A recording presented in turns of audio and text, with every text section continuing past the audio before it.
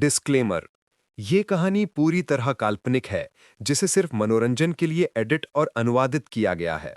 इसमें दिखाए गए सभी पात्र, स्थान और घटनाएं लेखक की कल्पना का हिस्सा है। किसी भी व्यक्ति, परंपरा या समुदाय को ठेस पहुंचाना हमारा उद्देश्य नहीं है। और हाँ दोस्तों, अगर आप मिस्टिक स्टोरी हब पर नए हैं, तो दिल से लाइक करें, सब्सक्राइब करना ना भूलें और हर नई कहानी की अपडेट सबसे पहले पाएं। टेलीग्राम ग्रुप का लिंक डिस्क्रिप्शन में है, जरूर ज्वाइन करें। आपका साथ ही हमारी ताकत है। धन्यवाद। अध्याय 221 पद से हटाना। अधिकारी हेमंत का शरीर अकड़ गया। फिर उसने जल्दबाजी में एक मुस्कान निचोड़ी और बड़े आत्मविश्वास से कहा, श्री रणवीर, इस मूर्ख की बकवास पर ध्यान न दें। मैं तो बस एक वेतनभोगी कर्मचारी हूँ, मैं स्थानीय सम्राट कैसे बन सकता हूँ? आपके सामने तो मैं धूल बराबर भी नहीं हूँ। अधिकारी हेमंत ने जल्दी से कहा, श्री रणवीर, आज की घटना तो बस एक इकलौती घटना थी। मेरी बेटी आमतौर पर पर्यटकों को परेशान नहीं करती। मैं आपको यकीन दिलाता हूँ, ऐसी बात पहले कभी नहीं हुई। रणवीर सिंघानिया ने उपहास किया, ऐसा है क्या? उसने पास खड़े दुकानदारों के समूह की ओर देखा, मुझे बताओ, क्या वह सच कह रहा है? अधिकारी हेमंत ने तुरंत दुकानदारों के समूह पर घूर कर देखा, उसकी आंखों में धमकी भरी निगाहें थीं। सभी दुकानदार हिचकिचाए, जाहिर तौर पर सच बताने से और अधिकारी हेमंत द्वारा बाद में प्रतिशोध लेने से डर रहे थे। ये देखकर रणवीर सिंघानिया ने कहा, तुम्हें डरने की जरूरत नहीं है। आज यदि तुम द्वीप पर उसके और उसकी बेटी द्वारा दूसरों को परेशान करने की एक भी घटना के बारे में बताओगे, तो मैं उसे प्रबंधन कार्यालय के निदेशक पद से हटा दूंगा। ये सुनकर दुकानदार उत्साहित हो गए। वे लंबे समय से इस उत्पीड़न से मुक्ति पाना चाहते थे। पहले वे असहाय थे और इसलिए बोलने की हिम्मत नहीं करते थे, लेकिन अब जब मालिक ने बात की थी तो वे स्वाभाविक रूप से और देर नहीं करते। एक अधेड़ व्यक्ति आगे बढ़ा, तारा देवी की ओर इशारा करते हुए बोला, कल ही की बात है, उसे मेरे ठेले पर 2 चूड़ियां पसंद आ गईं और उसने किसी से उन्हें छीनवा लिया। जब मैंने उसका विरोध किया तो उसके गुंडों ने मुझे पीटा। फिर एक खूबसूरत लड़की खड़ी हुई, अधिकारी हेमंत को देखते हुए बोली, इस नीच ने देखा कि मैं सुंदर हूं और मुझसे रात बिताने को कहा। जब मैंने मना किया तो इसने मुझे छुआ तक। हताशा में मैंने इसे धक्का दिया और इसने मुझे मारा। तब से मेरी दुकान एक ऐसे कोने में कर दी गई है जहां कोई पर्यटक कभी नहीं जाता, और कभी कभी रात में कोई मेरी दुकान के शीशे तोड़ जाता है। अधिकारी हेमंत उत्तेजित हो गया, तुम यहाँ मुझे बदनाम करना बंद करो। मैंने ऐसा कब किया? लड़की ने कहा, मेरे पास अभी भी निगरानी फुटेज है, मैं अभी जाकर उसे सबूत के तौर पर ला सकती हूँ। अधिकारी हेमंत तुरंत डर गया और रणवीर सिंघानिया की ओर मुड़ा, श्री रणवीर, उसकी बातों पर विश्वास न करें। अगर उसके पास सच में सबूत होता तो वह बहुत पहले ही मुझ पर मुकदमा कर चुकी होती, यूं चुप नहीं रहती। लड़की का चेहरा अन्याय से भरा था, मैंने अपनी सारी संपत्ति यहाँ लगा रखी है। अगर तुम्हारी धमकियां न होती तो क्या तुम्हें लगता है कि मैं तुम पर मुकदमा नहीं करना चाहती? फिर 5-6 अन्य लोग अधिकारी हेमंत के अपराधों के खिलाफ गवाही देने के लिए खड़े हुए, जिनमें से 3 सबूत पेश करने में सक्षम थे। सुनने के बाद रणवीर सिंघानिया ने अधिकारी हेमंत की ओर जलते हुए क्रोध से देखा, क्या तुम अपनी चालाकी जारी रखोगे? अधिकारी हेमंत का चेहरा पीला पड़ गया और उसके पैर कांपने लगे। उसने जबरदस्ती एक बेजान मुस्कान देते हुए कहा, श्री रणवीर, मैंने अतीत में कुछ गलतियां की हैं, लेकिन मुझे अपनी गलती का एहसास हो गया है। मैं उन्हें सुधारने के लिए कड़ी मेहनत करूंगा और मैं वादा करता हूं कि ऐसी बातें दोबारा कभी नहीं होंगी। रणवीर सिंघानिया हंसे बिना न रह सका, क्या तुम्हें लगता है कि तुम्हारे लिए कोई भविष्य बचा है? उसने सभी की ओर देखा और ऊंची आवाज में घोषणा की, मैं इस द्वारा घोषणा करता हूं कि आज से इस व्यक्ति को चंद्रद्वीप प्रबंधन कार्यालय के निदेशक पद से मुक्त किया जाता है। मैं इस मामले को अपने सभी सहयोगियों को भी अवगत कराऊंगा, ताकि वे भी ऐसे बुरे तत्वों को आश्रय देने से बच सकें। पूरा स्थान तुरंत जयकारों से गूंज उठा। अधिकारी हेमंत लगभग रो पड़ा। रणवीर सिंघानिया के सामने घुटनों के बल बैठ गया, श्री रणवीर, कृपया मुझे एक और मौका दें। मुझे अपने परिवार का भरण पोषण करना है। अगर मेरी यह नौकरी चली गई तो मेरा पूरा परिवार भूखा मर जाएगा। रणवीर सिंघानिया ने उस पर नजर डाली, जब तुम अपनी शक्ति से दूसरों को परेशान कर रहे थे तो क्या तुमने कभी सोचा था कि दूसरों को भी अपने परिवारों का भरण पोषण करना होता है? अवनी टांग पास आए, अधिकारी हेमंत पर उतनी ही क्रोधित होकर बोली, अधिकारी हेमंत, मैंने कभी नहीं सोचा था कि तुम ऐसे व्यक्ति हो सकते हो। तुमने सचमुच मुझे निराश किया है। फिर उसने रणवीर सिंघानिया की ओर देखा, श्री रणवीर, यह मामला मेरी भी लापरवाही रही है। मैं निश्चित रूप से इसे संभालूंगी और आपको स्पष्टीकरण दूंगी। रणवीर सिंघानिया ने सिर हिलाया, फिर मुड़ा और घटनास्थल पर और देर किए बिना चला गया। अधिकारी हेमंत खड़ा हुआ, उसका चेहरा निराशा की तस्वीर था। वह तारा देवी के पास गया और उसे 2 थप्पड़ मारे, ये सब तुम्हारी वजह से है, तुम मूर्ख। अब मैंने तुम्हारी वजह से अपनी नौकरी खो दी है। क्या तुम अब संतुष्ट हो? तारा देवी फूट फूट कर रोने लगी, तुम मुझे फिर मार रहे हो, मैं माँ को बताऊंगी। अधिकारी हेमंत ने उसे फिर थप्पड़ मारा, चाहे तुम अपनी दादी को बता दो, मुझे आज भी तुम्हें मारना है। जैसे ही रणवीर सिंघानिया आगे बढ़े, चारों ओर के लोग उन्हें प्रशंसा भरी निगाहों से देख रहे थे। अवनी टांग उसके बगल में चल रही थी, उसका चेहरा आज्ञाकारिता की तस्वीर था। रणवीर सिंघानिया ने मुस्कान के साथ सिर हिलाया। अवनी टांग खिलखिला कर हंसी, चंद्रद्वीप तो बस तुम्हारे चचेरे भाई की संपत्ति का एक छोटा सा हिस्सा है। रणवीर सिंघानिया ने आंखों से उसे रुकने का इशारा किया। अवनी टांग अनमने भाव से रुक गई, आगे कुछ नहीं बोली। अदिति का चेहरा भावनाओं से भरा था। भाई, सब लोग तुम्हें चिढ़ाते थे, कहते थे कि तुम बाहर नौकर से भी बदतर थे। मैं जवाब देना चाहती थी, लेकिन मुझे नहीं पता था कि शुरुआत कैसे करूं। अब बहुत अच्छा है, अगर कोई तुम्हें फिर से हंसने की हिम्मत करेगा तो मैं उन्हें बता दूंगी कि मेरे भाई पूरे द्वीप के मालिक हैं। रणवीर सिंघानिया बस हंस दिए, ज्यादा कुछ नहीं कहा। रणवीर सिंघानिया ने सिर हिलाया, इस यात्रा के बाद मैं अपने गृहनगर जाऊंगा। उसी क्षण नीरज पास आया, उसका चेहरा मुस्कानों से भरा था, चाटुकारिता करते हुए नजदीक आया। चचेरे भाई, मैंने तो कभी सोचा भी नहीं था कि चंद्रद्वीप वास्तव में आपका है। मुझे हमेशा से ही आप में कुछ असाधारण नजर आता था।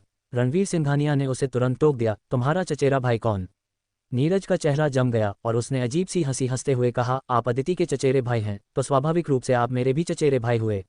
रणवीर सिंघानिया ने अदिति की ओर मुड़कर पूछा, इस लड़के से तुम्हारा क्या रिश्ता है?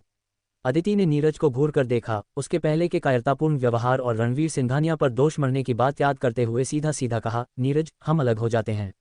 नीरज तुरंत घबरा गया, अदिति, मैं मानता हूं कि मैं पहले थोड़ा कायर था, लेकिन तुम सिर्फ इस बात पर मुझसे रिश्ता नहीं तोड़ सकती। चलो बात करते हैं। अदिति ने उपहास किया, थोड़ा कायर?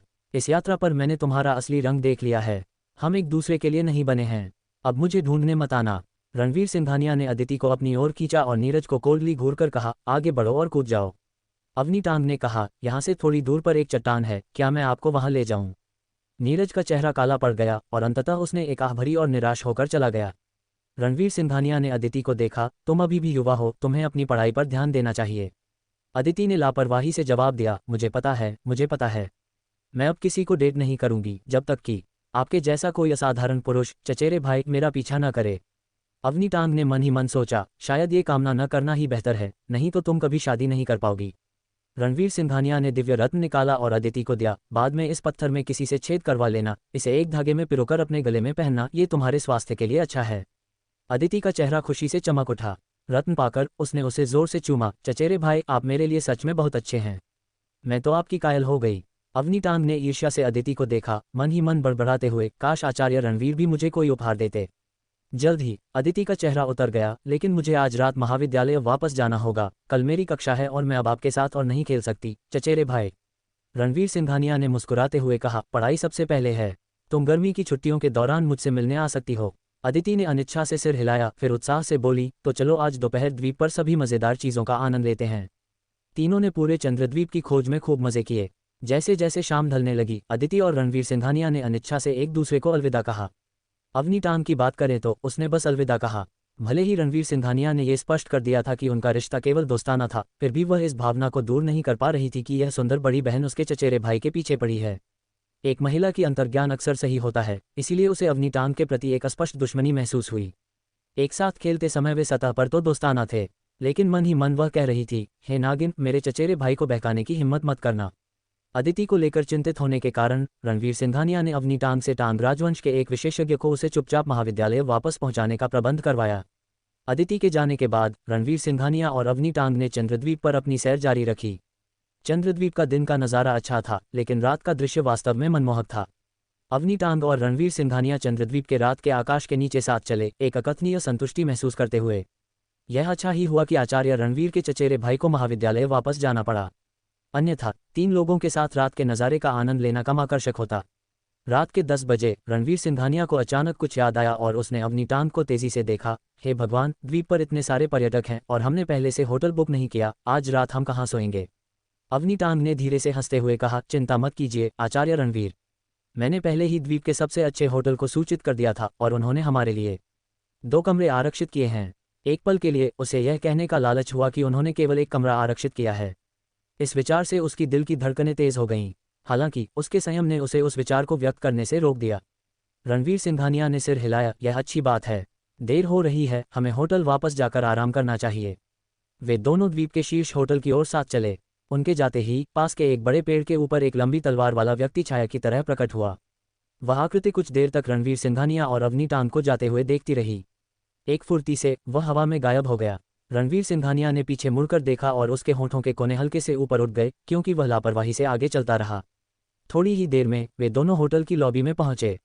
उस समय एक वृद्ध व्यक्ति और एक युवती स्वागत कक्ष के कर्मचारियों से बहस कर रहे थे। अवनी टांग को देखते ही होटल प्रबंधक सुरेश जल्दी से उनके पास आया। अवनी टांग ने वृद्ध व्यक्ति और युवती पर नजर डाली और पूछा, वहाँ क्या बात है? लेकिन हमारे पास केवल 2 कमरे बचे हैं जो आपके लिए आरक्षित थे कुमारी। वे हमसे विनती कर रहे थे क्योंकि हम उन्हें कमरा नहीं दे रहे थे। अवनी टांग ने ये सुना और रणवीर सिंघानिया की ओर देखने लगी। अचानक उसके मन में एक साहसिक विचार आया। इस विचार से उसकी दिल की धड़कनें तेज हो गईं और उसे अत्यधिक घबराहट महसूस हुई। एक गहन आंतरिक संघर्ष के बाद अवनी टांग को लगा कि उसे हिम्मत से कोशिश करनी चाहिए। आखिर रणवीर सिंघानिया बहुत ही असाधारण थे। अगर उसने पहल नहीं की तो उसे डर था कि उसे कभी अवसर नहीं मिलेगा। तो उसने अपना साहस बटोरा और स्वागत कक्ष के प्रबंधक की ओर देखा। तो फिर इससे पहले कि वह अपनी बात पूरी कर पाती, रणवीर सिंघानिया तेजी से स्वागत डेस्क की ओर बढ़े। उनके चेहरे पर आश्चर्य का भाव था। वैद्यराज जी, कुमारी ओजस्विनी, आप यहाँ कैसे? वृद्ध व्यक्ति और लड़की मुड़े और वे कोई और नहीं बल्कि वैद्यराज सूर्यकांत और ओजस्विनी थे। रणवीर सिंघानिया को देखते ही उन दोनों की आंखें चमक उठीं। रणवीर सिंघानिया, सोचा न था कि आपसे यहाँ मुलाकात होगी, कितना सुखद संयोग है। वैद्यराज सूर्यकांत ने मुस्कुराते हुए कहा। ओजस्विनी ने रणवीर सिंघानिया को थोड़ा नाराजगी से घूरते हुए कहा, आपने मेरे संदेशों का जवाब क्यों नहीं दिया? रणवीर सिंघानिया असहज होकर मुस्कुराए, मैं हाल ही में काफ़ी व्यस्त रहा हूँ। ओजस्विनी ने नाक भान से कुढ़ी, लेकिन मन ही मन बहुत खुश थी। इस समय अवनी टांग उनके पास आई। उन्होंने अनजाने में ओजस्विनी पर एक नज़र डाली और तुरंत भाप गई। यह एक प्रतिद्वंद्वी है। उसने धीमे से पूछा, श्रीमान रणवीर, ये दोनों कौन हैं? रणवीर सिंघानिया मुस्कुराए और उन तीनों का एक दूसरे से परिचय कराया।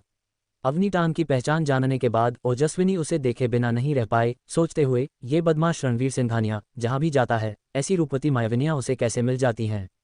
उसे अपने पूर्व जन्म में कोई बहुत बड़ा रंगीला व्यक्ति होना चाहिए।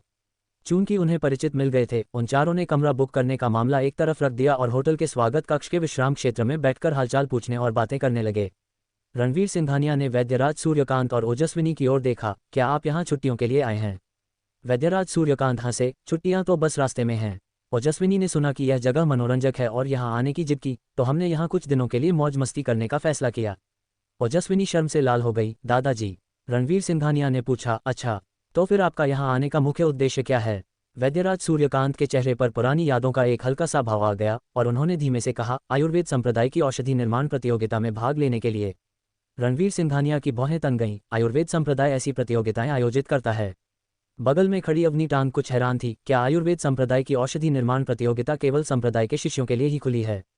वैद्यराज सूर्यकांत की निगाहें और गहरी हो गईं। 20 साल पहले मैं भी आयुर्वेद संप्रदाय का एक शिष्य था।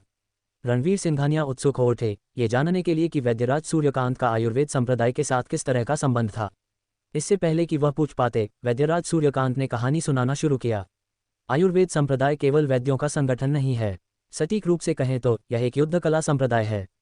आयुर्वेद संप्रदाय के अधिकांश शिष्य वैद्य और युद्ध कला के ज्ञाता दोनों होते हैं और उनकी औषधीय क्षमताओं के कारण रसायन साधना में एक लाभ होता है।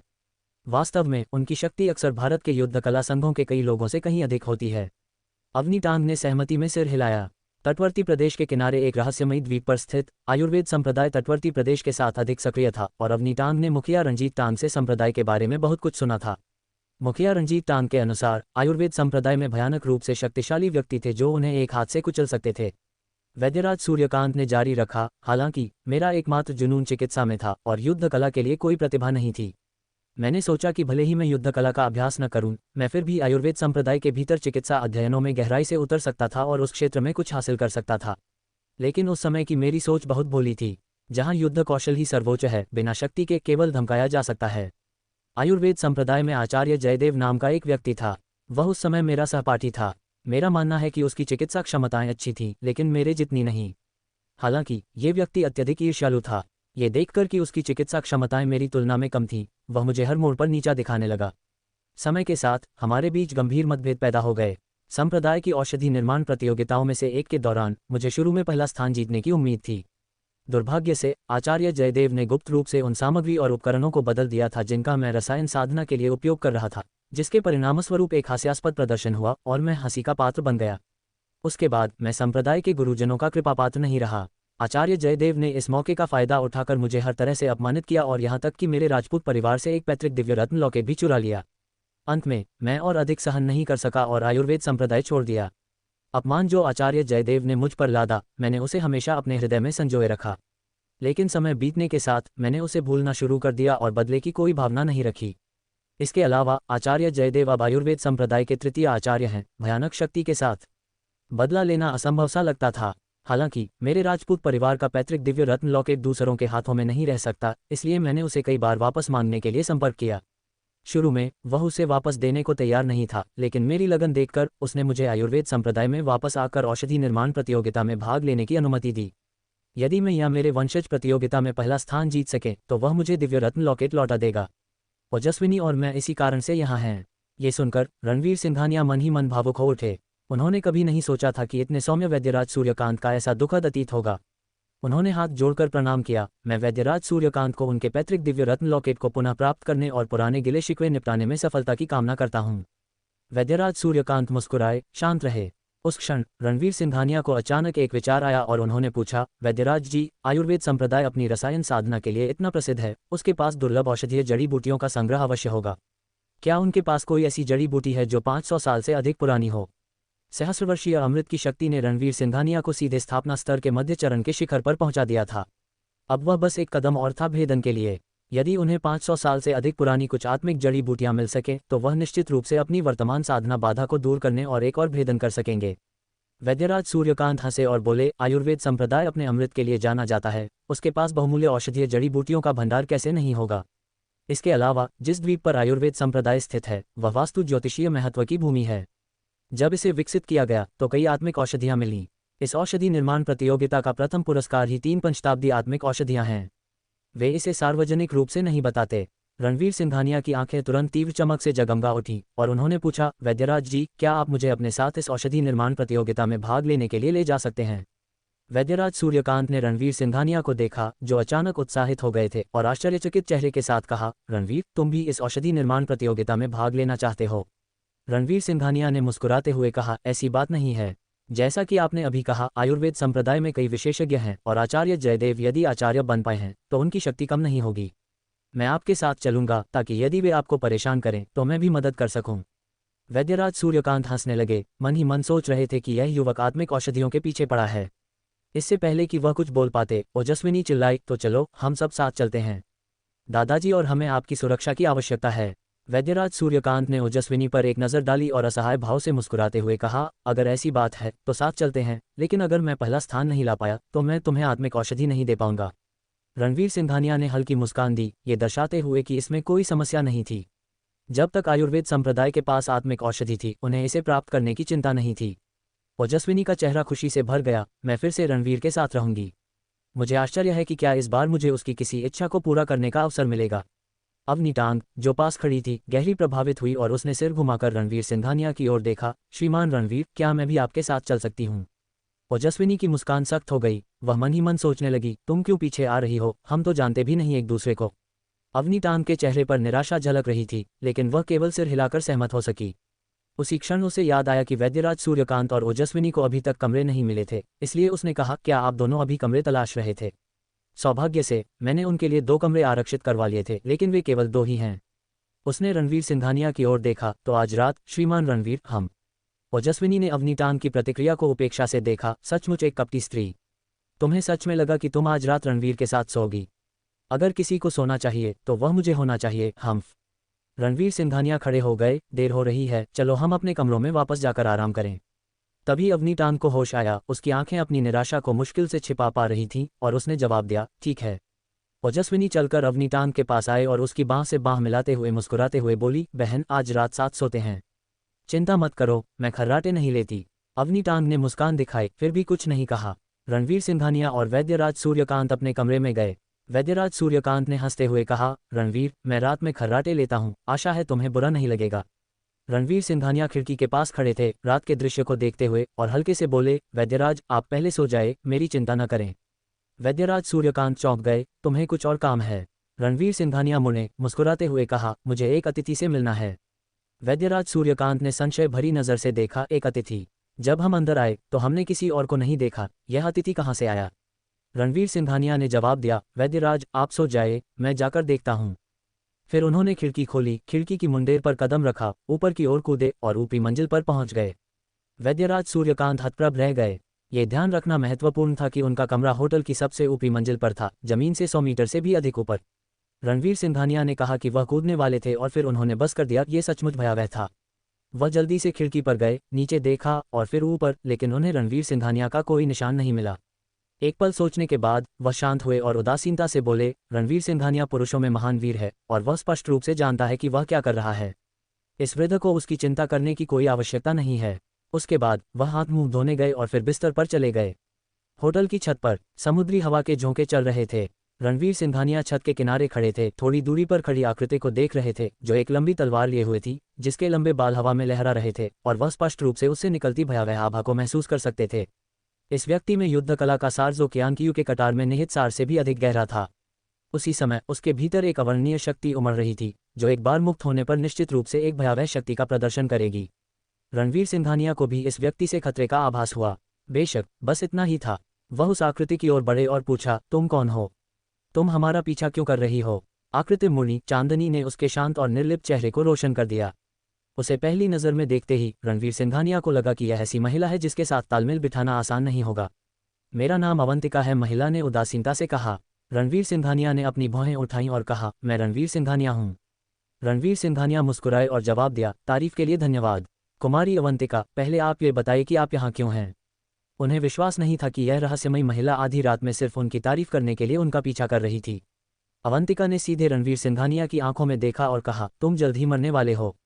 रणवीर सिंघानिया चौंक गए। किसी कारणवश जब उनकी आंखें अवंतिका से मिलीं तो उन्हें उसकी आंखों में कोई उतार चढ़ाव महसूस नहीं हुआ, जिससे उन्हें ऐसा लगा जैसे इस कुमारी ने नश्वर संसार को पार कर लिया हो। आप मजाक कर रही होंगी कुमारी, मैं भला चंगा हूँ, मैं मौत के करीब कैसे हो सकता हूँ? रणवीर सिंघानिया ने अपनी भौहें सिकुड़ीं। उन्होंने मूल रूप से सोचा था कि रक्त खड्ग संगठन जो क्यानकियू का बदला लेने के लिए सीधे उनके पीछे आएगा, लेकिन उन्हें उम्मीद नहीं थी कि वे इसके बजाय एक इनाम का उपयोग करके उनसे निपटेंगे। उन्होंने एक पल के लिए अवंतिका की ओर देखा। मैं तुम्हें नहीं जानता तो तुम मुझे ये जानकारी क्यों बता रही हो? अवंतिका ने सवाल टालते हुए कहा, क्या मैं उस तलवार को देख सकती हूँ जिसका तुमने उस दिन उपयोग किया था? रणवीर सिंघानिया भ्रमित होकर वज्रमेघ खड्ग को अपने हाथ में बुला लिया। अवंतिका ने देखा कि वज्रमेघ खड्ग रणवीर सिंघानिया की कमर से उड़कर आया और लगातार आकार बदलता रहा। उसकी आंखों में एक चमकीली रोशनी दिखाई दी। तो यह आकार बदल सकती है? क्या अद्भुत तलवार है, सचमुच एक अद्भुत तलवार। रणवीर सिंघानिया को लगा जैसे उनका अपमान किया गया हो और उन्होंने पूछा, कुमारी अवंतिका, तुम मेरी तलवार क्यों देखना चाहती हो? अवंतिका के चेहरे पर न खुशी का भाव था न दुख का। तुम मुझे वह तलवार दे दो और मैं तुम्हारे लिए विशैला नाग रक्षित को मार दूंगी। तो उसे वज्रमेघ खड्ग चाहिए? रणवीर सिंघानिया मुस्कुराया और मना कर दिया, आपकी दयालुता के लिए मैं आभारी हूँ कुमारी, लेकिन अगर विशैला नाग रक्षित सचमुच आता है तो मैं उससे खुद निपट लूंगा।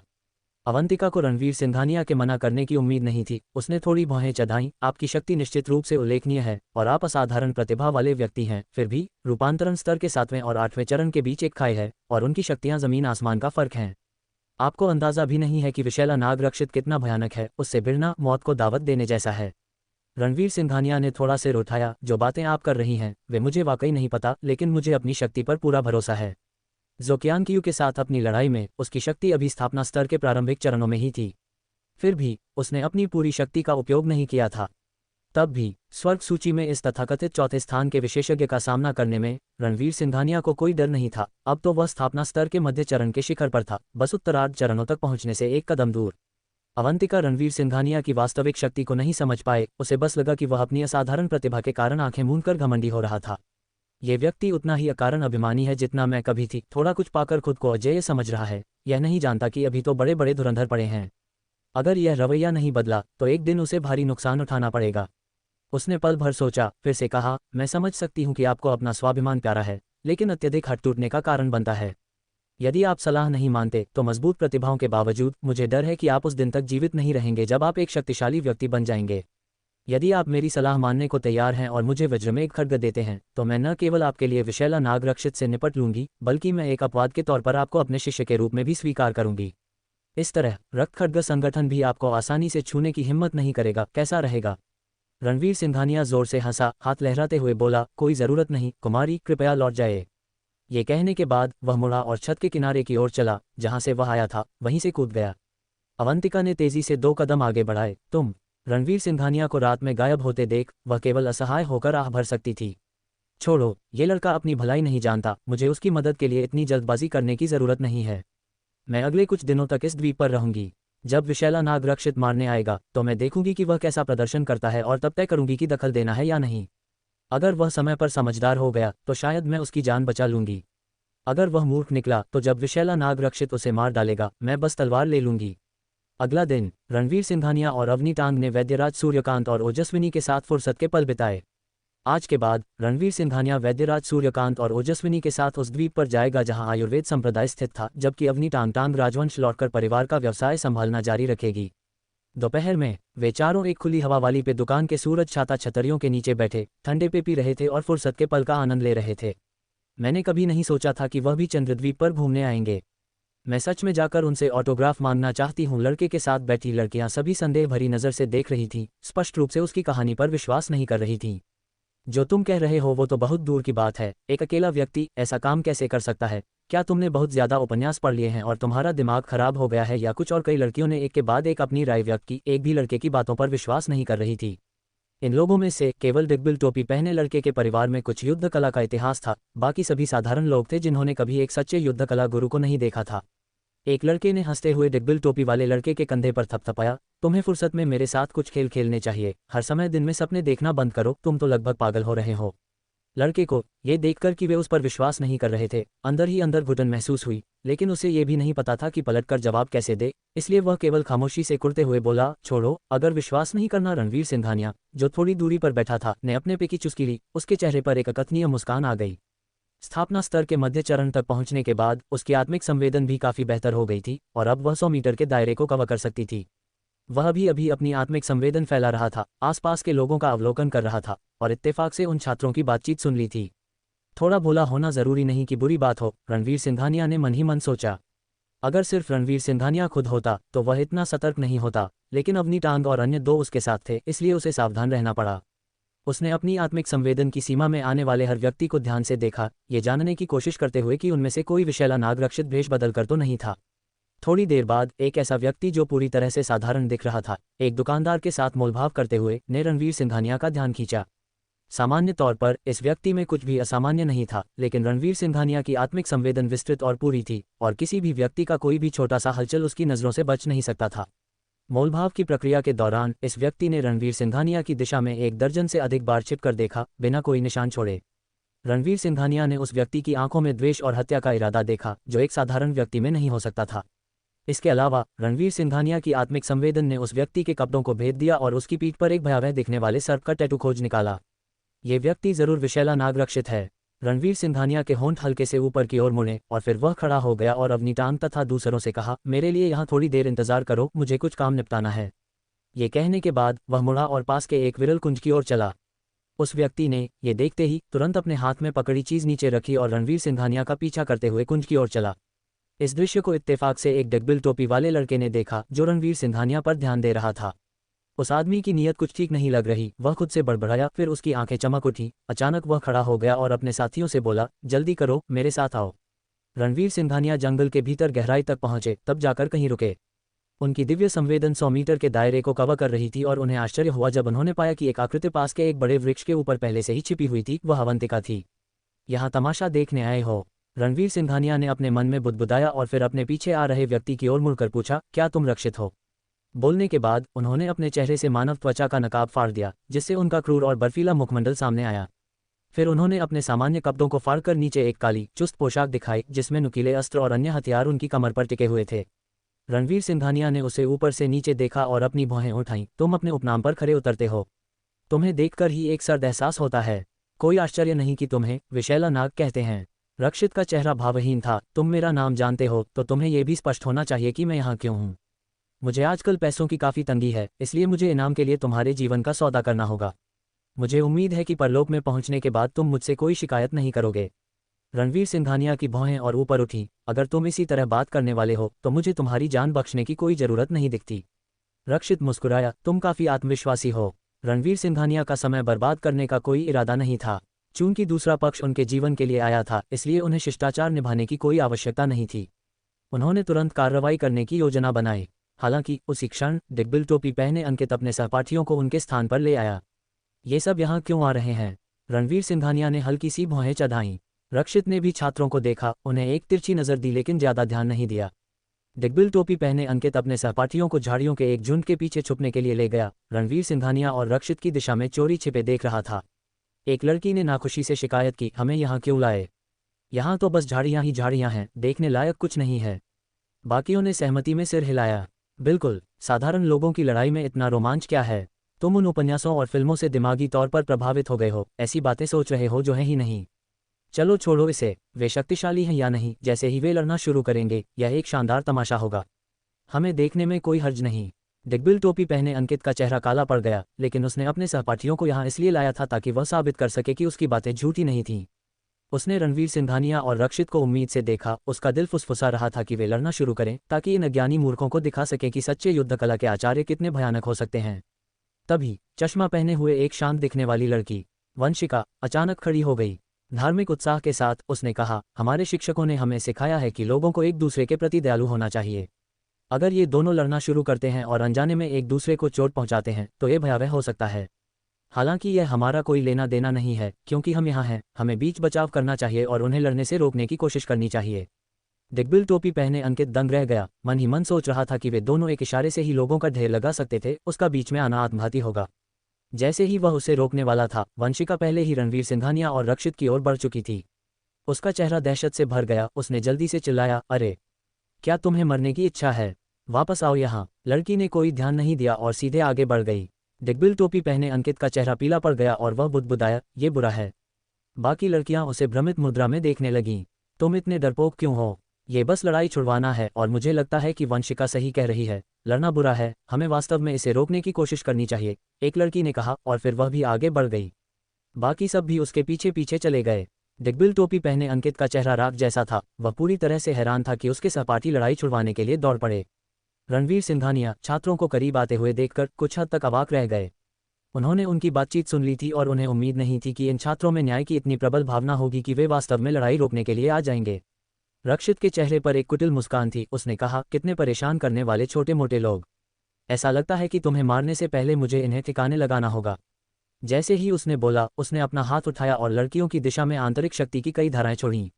आंतरिक शक्ति प्रकाश की लकीरों में बदल गई, सरसराहट करते हुए दूर उड़ गई, नंगी आंखों से देखने के लिए बहुत तेज। लड़कियों ने अपने कानों के पास केवल अनजानी आवाजें सुनी। ये देखकर रणवीर सिंघानिया वहीं से गायब हो गए और पलक झपकते ही उन्होंने लड़कियों को एक दूसरी जगह पहुंचा दिया। रक्षित की आंतरिक शक्ति कई बड़े पेड़ों से टकराई, टक्कर से फटते हुए उनके तनों में भयानक रूप से बड़े छेद बना दिए।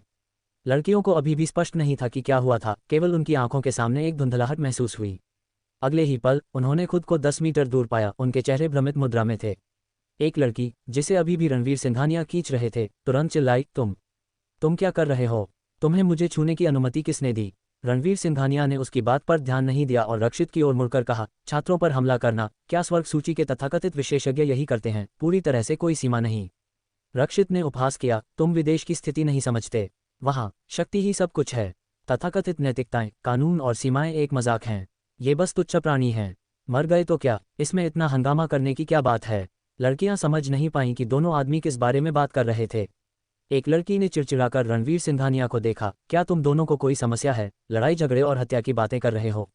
क्या तुम्हें वाकई लगता है कि तुम किसी तरह के युद्ध कला के आचार्य हो? उसने रणवीर सिंघानिया की ओर मुड़कर कहा, और तुमने हमें अचानक क्यों खींचा? तुम्हें पता भी है कि हम कितने डरे हुए थे। तभी वे पेड़ जो रक्षित की आंतरिक शक्ति से प्रभावित हुए थे, अब दबाव झेल नहीं पाए और भयानक शोर के साथ नीचे गिर गए। तभी लड़कियों ने पीछे मुड़कर देखा। पेड़ों के तनों में भयानक रूप से बड़े छेद देखकर उनमें से हर एक ने डर से कांप उठने का एहसास किया। उनके चेहरे पीले पड़ गए और उनके शरीर अनियंत्रित रूप से कांपने लगे। उन सभी को अच्छी तरह याद था कि वे ठीक वहीं थे जहां वे पेड़ गिरे थे। अगर रणवीर सिंघानिया ने उन्हें नहीं हटाया होता तो उनके शरीर ही टुकड़े टुकड़े हो जाते।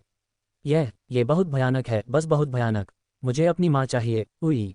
विशैला नाग रक्षित ने रणवीर सिंघानिया को कुछ युवतियों को बचाते देखा और ठंडी सांस छोड़ी। एक छलांग में उसने युद्ध कला के वास्तविक सार को एक शक्तिशाली मुक्के में समेटकर रणवीर सिंघानिया की ओर उछाला। रूपांतरण स्तर के 8वें चरण का शिखर महाशक्तिशाली होने के कारण युद्ध कला के वास्तविक सार की उसकी समझ पूर्णता तक पहुंच चुकी थी। उसका एक साधारण मुक्का भी ज़ोकियान की के कटार जितनी ही शक्ति रखता था। एक भयानक झोंका चला जिससे युवतियों के शरीर अस्थिर होकर डगमगा उठे। रणवीर सिंघानिया ने आत्मिक शक्ति का एक सुरक्षा कवच उत्पन्न करने के लिए अपना हाथ उठाया। विशैला नाग रक्षित का मुक्का उस अवरोध से टकराया और तुरंत फट गया, जिससे शक्ति की एक भयानक लहर चारों दिशाओं में बिखर गई, जिसने युवतियों को जमीन पर पटक दिया। यदि रणवीर सिंघानिया का संरक्षण न होता तो वे बहुत पहले ही अपनी जान गंवा चुकी होती। विशैला नाग रक्षित ने देखा कि रणवीर सिंघानिया ने उसके हमले को इतनी आसानी से रोक दिया था और उसके चेहरे पर आश्चर्य छा गया। रणवीर सिंघानिया ने तब एक बल प्रयोग करके युवतियों को अंकित की ओर धकेल दिया। इन्हें ले जाओ और इस जगह से निकल जाओ। इस समय अंकित के मुंह से ठंडी हवा निकल रही थी और उसका चेहरा घबराहट से भरा हुआ था। उसने सोचा था कि उसके सहपाठी सचमुच मरने वाले हैं और वह बेचैनी से वहीं घूम रहा था। अब ये देखकर कि रणवीर सिंघानिया ने अपने सहपाठियों को बचा लिया है, उसने राहत की सांस ली। उसने कृतज्ञता से रणवीर सिंघानिया की ओर देखा और चिल्लाया, धन्यवाद। फिर उसने युवतियों को वहां से ले जाने की तैयारी की। आखिरकार इस स्तर की लड़ाई सामान्य लोग केवल रोमांच के लिए नहीं देख सकते थे, एक लापरवाही भरे पल में उनकी जान जा सकती थी। इस बिंदु पर छात्राएं सभी सदमे में थीं।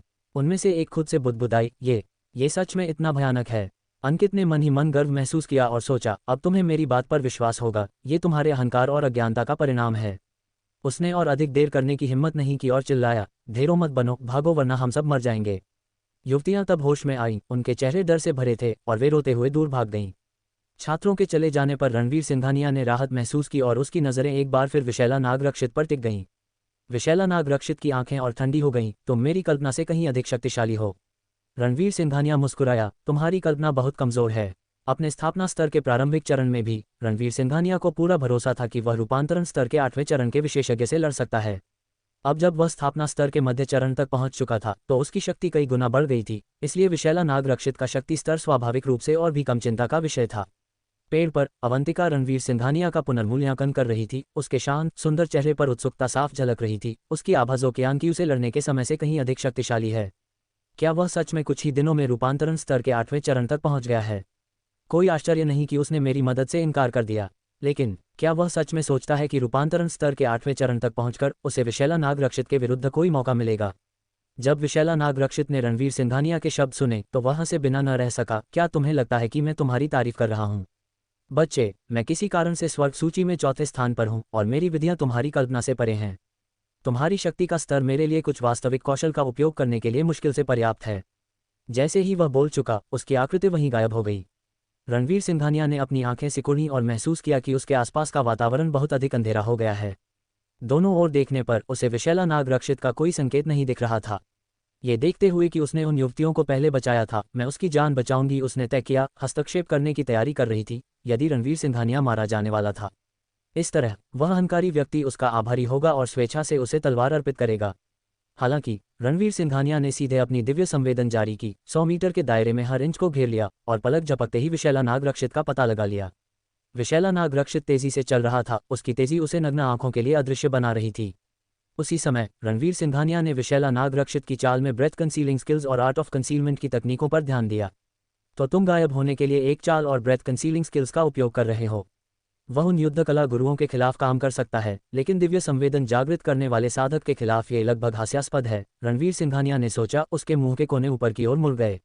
सही समय का इंतजार करते हुए विशैला नागरक्षित ने चाल चली। अंधेरे से एक मुक्के से रणवीर सिंघानिया की पीठ पर हमला किया। बिना सोचे रणवीर सिंघानिया ने अपने पीछे खाली हवा में वार किया। एक जोरदार धमाका हुआ। विशैला नागरक्षित की आकृति दिखाई दी, उसके चेहरे पर गहरा सदमा झलक रहा था। उसने संकोच नहीं किया और फिर से गायब हो गया। रणवीर सिंघानिया पर हमला करने के दूसरे अवसर का इंतजार कर रहा था। इस बार रणवीर सिंघानिया ने एक बार फिर उसकी चाल का अनुमान लगा लिया और उसके प्रयास को रोक दिया। विशैला नागरक्षित बहुत चिंतित हो गया। उसकी हत्या की तकनीक, जिसका मुकाबला रूपांतरण स्तर के 9वें चरण के विशेषज्ञ को भी अत्यंत कठिन लगेगा, रणवीर सिंघानिया द्वारा सहजता से अनुमान लगाया गया। उसे ये संदेह होने लगा कि क्या उसका छिपाव विफल हो गया था। यहाँ तक कि अवंतिका, जो हस्तक्षेप करने के लिए तैयार थी, भी ये देखकर हैरान रह गई। ये व्यक्ति विशैला नागरक्षित के हमलों का अनुमान लगा सकता है। यहाँ तक कि मैं भी उसके द्वारा उत्सर्जित लगभग अदृश्य प्राण ऊर्जा से ही उसका अनुमानित स्थान मुश्किल से पता लगा सकती हूँ। वह ये कैसे कर रहा है? विशैला नागरक्षित ने रणवीर सिंघानिया पर तीसरा हमला किया। रणवीर सिंघानिया ने अपनी ओर हवा का एक झोंका महसूस किया और विशैला नागरक्षित की विस्फोटक चीख सुनी, मर जाओ। हालांकि उसने सीधे पलटकर वार नहीं किया। इसके बजाय उसने तेजी से अपना सिर एक ओर झुकाया और फिर अपनी तरफ लपकने के लिए हाथ बढ़ाया।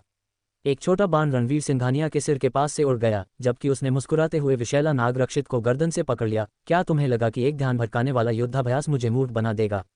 विशैला नागरक्षित की आंखों में घबराहट दौड़ गई। उसने रणवीर सिंघानिया की पकड़ से छूटने के लिए युद्ध कला के वास्तविक अर्थ का उपयोग करने का प्रयास किया। दुर्भाग्य से रणवीर सिंघानिया ने पहले ही उसकी सारी शक्ति को बंद कर दिया था, जिससे वह पूरी तरह से स्थिर हो गया। आखिर तुमने ये कैसे किया? मेरी स्थिति को इतनी सटीक रूप से कैसे पहचान पाए? विशैला नागरक्षित का चेहरा निराशा से लाल हो गया। उसने अनिच्छा से पूछा। विशैला नागरक्षित हक्का बक्का रह गया। यह असंभव है। मेरी आर्ट ऑफ कंसीलमेंट इतनी परिष्कृत है कि रूपांतरण स्तर के नवम चरण के विशेषज्ञ भी मुझे मुश्किल से ही पहचान पाते। तुम मेरी स्थिति को कैसे पहचान पाए? रणवीर सिंघानिया ने सिर हिलाया। मेरे दिव्य संवेदन के सामने तुम्हारी आर्ट ऑफ कंसीलमेंट महज एक मजाक है। दिव्य संवेदन? वह क्या है? विशैला नाग रक्षित और भी हैरान था। रणवीर सिंघानिया ने उदासीनता से कहा, तुम्हें अब जानने की आवश्यकता नहीं है। उसके हाथ की हथेली से एक शक्ति निकली और उसने विशैला नाग रक्षित की गर्दन तोड़ दी। अंतिम सांस लेते हुए भी विशैला नाग रक्षित की आंखें बाहर निकली हुई थीं, जो भ्रम और अनिच्छा से भरी हुई थीं। रणवीर सिंघानिया ने अपना हाथ छोड़ दिया और उदासीनता से कहा, तुम मुझसे टकराने के लिए बस दुर्भाग्यशाली थे। यदि यह रूपांतरण स्तर का 8वां चरण का कोई अन्य विशेषज्ञ होता तो रणवीर सिंघानिया को और अधिक प्रयास करना पड़ता, कम से कम उसे तारांकन ड्रैगन एलिफेंट 13 फॉर्म्स का उपयोग करना पड़ता। लेकिन विशैला नाग रक्षित की विधियां दिव्य संवेदन द्वारा पूरी तरह से नियंत्रित होने के कारण रणवीर सिंघानिया को विशैला नाग रक्षित की गर्दन तोड़ने से पहले वास्तव में कोई चाल चलने की भी आवश्यकता नहीं पड़ी। दुर्भाग्य से गहन तलाशी के बाद उसे कुछ भी मूल्यवान नहीं मिला। स्वर्ग सूची में चौथे स्थान वाला तो 7वें से भी कम धनी है, उसके पास एक भी खजाना नहीं है। रणवीर सिंघानिया ने निराशा में सिर हिलाया, फिर सिर घुमाकर पास के एक बड़े वृक्ष की ओर देखा और धीरे से कहा, मुझे आश्चर्य है कि कुमारी अवंतिका ने तमाशे का आनंद लिया। अवंतिका चौंक गई, उसे पता था कि मैं तब से यहीं थी। वह शालीनता से जमीन पर कूद गई और रणवीर सिंघानिया को घूरते हुए बोली, लगता है कि मैंने तुम्हें वाकई कमाका। रणवीर सिंघानिया हल्का सा मुस्कुराया, कुमारी अवंतिका बहुत दयालु हैं। अवंतिका ने रणवीर सिंघानिया को आंका और कहा, तुम्हारी शक्ति और प्रतिभा काफ़ी असाधारण है, बस मेरी नज़र में आने के लिए काफ़ी अच्छी हैं। मुझे अब तुम्हारी वह तलवार नहीं चाहिए, लेकिन शायद मैं तुम्हें अपना अनुयायी बनाने की कृपा करूं। क्या तुम तैयार हो? ओह! रणवीर सिंघानिया क्षण भर के लिए अवाक रह गया। वह समझ नहीं पा रहा था कि यह स्त्री उसे अपना अनुयायी बनाने के लिए इतनी दृढ़ क्यों थी। कुमारी अवंतिका मजाक कर रही हैं। चूंकि यह मामला सुलझ गया है, मैं तुम्हारी चेतावनी के लिए धन्यवाद करता हूं और अब मैं अपनी विदा लेता हूं। ये कहकर उसने विशैला नाग रक्षित के शव पर अपनी उंगली से इशारा किया, एक लौ उत्पन्न की जिसने उसे तुरंत राख में बदल दिया। इसका निपटारा करने के बाद रणवीर सिंघानिया मुड़ा और जंगल से बाहर निकल गया। अवंतिका ने अपना सिर झुकाया, ये व्यक्ति वाकई अप्रत्याशित है। ठीक है, उसकी प्रतिभा बुरी नहीं है, लेकिन 8 प्राचीन राजवंशों में ये बस औसत है। मैं उसे आसमान छूने का अवसर देना चाहती थी, लेकिन उसने खुद ही इसे ठुकरा दिया, जिसका अर्थ है कि वह इस सौभाग्य के योग्य नहीं है। खुद से बड़बड़ाने के बाद उसकी आकृति चमकी और जंगल में गायब हो गई। रणवीर सिंघानिया पे दुकान पर लौटा और अवनी टांग, ओजस्विनी और वैद्यराज सूर्यकांत के सामने बैठ गया। ओजस्विनी ने उत्सुकता से पूछा, तुमने क्या किया? तुम काफी देर तक गायब थे। रणवीर सिंघानिया ने मुस्कुराते हुए कहा, बस थोड़ी सी परेशानी का निपटारा किया। फिर उसने अपने सामने रखे पे से एक घूंट लिया और मेज पर एक चाबी का गुच्छा देखा जिस पर एक प्यारा सा छोटा खिलौना लगा हुआ था। हालांकि उस खिलौने पर पैर पड़ गया था और वह अब विकृत हो गया था।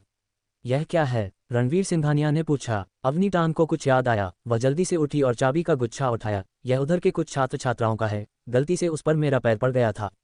वे अभी यहाँ नहीं थे, इसलिए मैंने इसे मेज पर छोड़ दिया था। मुझे उन्हें ये वापस कर देना चाहिए। ओजस्विनी ने कहा, अवनी बहन, जब तुम इसे वापस करने जाओ तो तुम्हें उनसे ठीक से माफ़ी मांगनी होगी। उन छात्र छात्राओं से निपटना आसान नहीं है, खासकर लड़कियों से। पहले वेटर ने उनके पे में थोड़ी देर कर दी थी तो उसे खूब डांट पड़ी थी।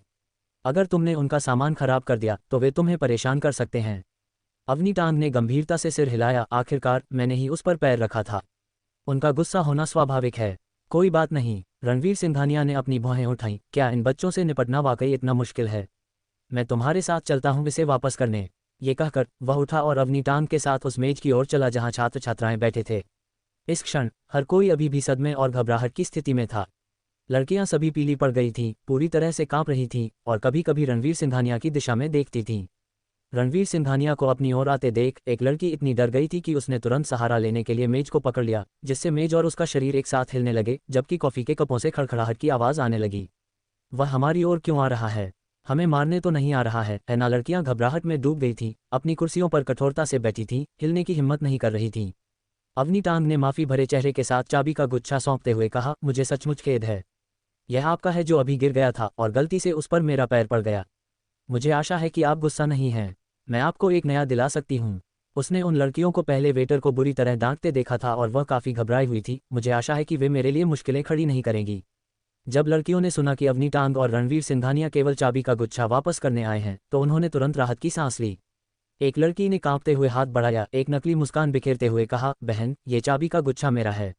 ये टूट गया तो कोई बात नहीं, मुझे तो आपको इसे वापस करने के लिए धन्यवाद देना चाहिए। बिल्कुल बिल्कुल बहन, आप न केवल खूबसूरत हैं बल्कि दयालु भी हैं। बहुत बहुत धन्यवाद। अन्य लड़कियों ने तुरंत सुर में सुर मिलाया।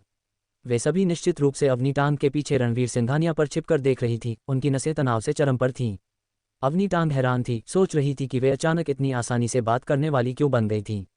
ज्यादा सोचे बिना उसने चाबी का गुच्छा रख दिया और फिर रणवीर सिंघानिया की ओर मुड़कर कहा, चलो वापस चलते हैं। लड़कियों ने राहत महसूस की और अपनी कुर्सियों पर वापस ढह गईं।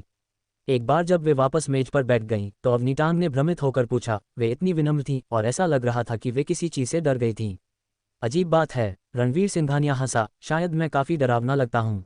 उस रात देर दूर समुद्र पार एक द्वीप पर रक्त खड्ग संगठन के अड्डे के भीतर रुद्रसेन खिड़की के सामने खड़ा दूर तक निहार रहा था। रुद्रसेन मुस्कुराते हुए मुड़ा, तुमने बहुत मेहनत की है। आयुर्वेद संप्रदाय की समग्र शक्ति हमारी तुलना में है। उनके संप्रदाय प्रमुख रूपांतरण स्तर के 9वें चरण में हैं, महावृद्ध 8वें स्तर पर हैं और द्वितीय तथा तृतीय वृद्ध दोनों 7वें स्तर पर हैं। उसने आगे कहा, वैसे विशैला नाग रक्षित के साथ क्या हो रहा है?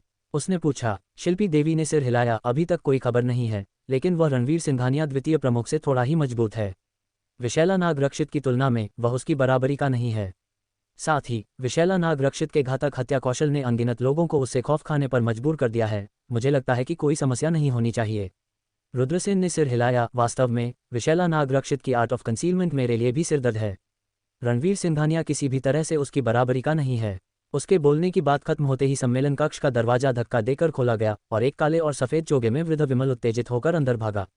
प्रमुख, हमें अभी खबर मिली है, विशैला नाग रक्षित मर गया है। रुद्रसेन के चेहरे पर भाव जम गए और उसकी आंखों में हैरानी की एक झलक कौंध गई। मर गया? ये कैसे संभव है? वृद्ध विमल का चेहरा गंभीर था। ये खबर गुप्त जाल ने जारी की है। पहले तो मुझे विश्वास नहीं हुआ, लेकिन फिर मैंने कुछ ऐसे लोगों से पूछा जिनका विशैला नाग रक्षित से करीबी संपर्क था और वे भी उनसे संपर्क नहीं कर पा रहे हैं। मैंने गुप्त जाल से ये भी पूछा कि उन्हें ये खबर कहाँ से मिली और उन्होंने बताने से इनकार कर दिया।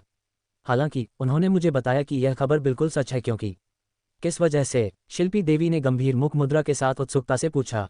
वृद्ध ने धीरे से कहा, क्योंकि खबर देने वाला व्यक्ति विशैला नाग रक्षित की अस्थियों का एक हिस्सा वापस लाया था। जांच के बाद वे विशैला नाग रक्षित से बिल्कुल मेल खाती थीं। शिल्पी देवी की आंखें अविश्वास से फैल गईं। अस्थियां? क्या रणवीर सिंघानिया ने न केवल विशैला नाग रक्षित को मारा बल्कि उसे जलाकर राख भी कर दिया? रुद्रसेन ने आंखें सिकुड़ी, उसके भाव अप्रत्याशित रूप से बदलते रहे और उसके गाल कभी कभी फड़क उठते थे। काफी देर बाद उसने गहरी सांस ली और कहा, इस रणवीर सिंघानिया के लिए दिव्य रहस्य पुरस्कार आदेश अस्थायी रूप से रद्द कर दो। हमारा ध्यान आयुर्वेद संप्रदाय से निपटने पर केंद्रित करो। एक बार जब मैं आयुर्वेद संप्रदाय की आत्मिक औषधियों का उपयोग करके अर्धदिव्य लोक में प्रवेश कर जाऊंगा तो मैं स्वयं इस युवक से मिलूंगा। एक छोटी नाव पर रणवीर सिंघानिया और ओजस्विनी ऊपरी डेक के शामियाने के नीचे बैठे थे। दोनों पे पी रहे थे और अपने चारों ओर फैले अथाह सागर को देख रहे थे। वैद्यराज सूर्यकांत इस समय संचालन कक्ष में थे। चालक को आयुर्वेद संप्रदाय द्वीप की दिशा में निर्देशित कर रहे थे। नाव और चालक की व्यवस्था अवनीटांग ने की थी। आज सुबह रणवीर सिंघानिया और अन्य दो ने अवनीटांग से विदाई ली और आयुर्वेद संप्रदाय की ओर नाव से चल पड़े। आयुर्वेद संप्रदाय में औषधि निर्माण प्रतियोगिता कल थी, इसलिए उन्हें आयुर्वेद संप्रदाय के द्वीप पर जितनी जल्दी हो सके पहुंचना था। सौभाग्य से आयुर्वेद संप्रदाय का द्वीप तटवर्ती प्रदेश से ज्यादा दूर नहीं था और नाव की गति से वे शाम तक पहुंच सकते थे। सागर के ऊपर सूर्य तेज था, इसलिए ओजस्विनी ने केवल एक पुष्प डिजाइन वाली पोशाक पहन रखी थी। उसके लंबे गोरे पैर हवा में खुले थे जो एक मनमोहक दृश्य प्रस्तुत कर रहे थे। उसने धूप टोपी पहन रखी थी और समुद्री हवा उसके बालों से खेल रही थी, जो उसमें एक अलग ही आकर्षण जोड़ रहा था। रणवीर सिंघानिया ने अनजाने में कई बार ओजस्विनी को निहारा। कई खूबसूरत महिलाओं को देखने के बावजूद उसे यह मानना पड़ा कि उस पल ओजस्विनी अत्यंत सुंदर लग रही थी। ओजस्विनी ने अपनी बड़ी बड़ी आंखें घुमाईं और फिर रणवीर सिंघानिया से मुस्कुराते हुए कहा, रणवीर सिंघानिया, मूल रूप से मेरे दादाजी और मैंने आयुर्वेद संप्रदाय तक चप्पू चलाकर जाने की योजना बनाई थी। अब तुम्हारे कारण हमारे पास ये नाव है। मुझे तुम्हारा ठीक से धन्यवाद करना चाहिए। कैसा रहेगा यदि मैं तुम्हारी एक अत्यधिक मांग मान लूं? रणवीर सिंघानिया अपना पे पी रहा था और ओजस्विनी की बात सुनकर वह उसे थूक बैठा, फिर तुरंत एक नैपकिन पकड़कर पोंछने लगा। उसकी प्रतिक्रिया देखकर ओजस्विनी ने तुरंत थोड़ा दुख और नाराजगी दिखाई। क्या हुआ? अगर मेरे दादाजी और मैं वहां चप्पू चलाकर जाते तो हम निश्चित रूप से थक कर चूर हो जाते। तुमने हमारी इतनी मदद की है, क्या मुझे तुम्हारा थोड़ा एहसान नहीं चुकाना चाहिए? रणवीर सिंघानिया ने लाचार भाव से एक पल सोचा, फिर कहा, ठीक है। ओजस्विनी की आंखें चमक उठीं। सच में? नाव के नीचे एक कमरा लगता है। दादाजी निर्देश देने में व्यस्त हैं और उन्हें निश्चित रूप से हमें परेशान करने का समय नहीं होगा, तो हम। जैसे ही वह बोली, उसके गाल बेहद लाल हो गए। लेकिन तभी उसने रणवीर सिंघानिया को ये कहते सुना, तो कृपया मेरे लिए सागर से एक शार्क पकड़ो। ओजस्विनी हैरान रह गई और फिर पूछा, तुम्हें शार्क किस लिए चाहिए? रणवीर सिंघानिया ने कंधे उचकाए। क्या तुमने नहीं कहा था कि एक अत्यधिक मांग करो?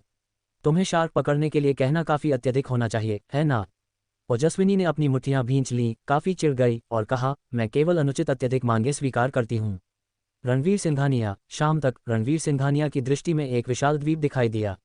ये द्वीप चंद्रद्वीप से 4-5 गुना बड़ा था और दूर से हरा भरा और रमणीय दिख रहा था।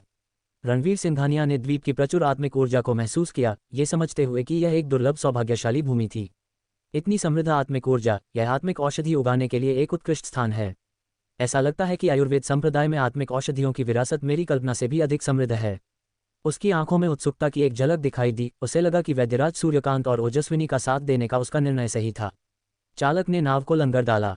नाव पर पर्याप्त भोजन था और रणवीर सिंघानिया ने उसे कुछ दिनों तक नाव पर इंतजार करने के लिए कहा। फिर वह ओजस्विनी और वैद्यराज सूर्यकांत के साथ द्वीप के भीतरी भागों की ओर चल पड़ा। द्वीप ऊंची नीची पहाड़ियों और पथरीली चट्टानों से भरा था, जिससे आवागमन काफी मुश्किल हो रहा था। यह विशाल वृक्षों और घनी झाड़ियों से घिरा था, जहां हर प्रकार के अजीब कीड़े और विषैले सांप लगातार निकल रहे थे। कभी कभी उन्हें जंगली जानवरों की दहाड़ भी सुनाई देती थी। ओजस्विनी अपनी पोशाक में बुरी तरह मच्छरों से काटी जा रही थी। ये देखकर रणवीर सिंघानिया ने मरहम की एक ट्यूब निकाली और उसे देते हुए कहा, इसे लगाओ और तुम्हें मच्छर नहीं काटेंगे। तीनों ने पहाड़ियों पर यात्रा की और जैसे ही आसमान पूरी तरह से अंधेरे में डूबा, काफी देर बाद उन्हें सामने एक नीची घाटी में रोशनी दिखाई दी। सामने का क्षेत्र आयुर्वेद संप्रदाय का आधार है, वैद्यराज सूर्यकांत बोले। ओजस्विनी ने राहत की सांस ली, आखिरकार यहाँ पहुंच गए। मैं लगभग थककर चूर हो गई हूँ। तीनों हरे पत्थर की ईंटों से बनी एक ऊंची दीवार के सामने आए, जिसके ऊपर एक बड़ा बंद दरवाजा था और उस पर आयुर्वेद संप्रदाय शब्द खुद ही एक पट्टिका लटकी हुई थी। दरवाजे के ऊपर एक प्रहरी बुर्ज भी था, जिस पर एक व्यक्ति ड्यूटी पर था।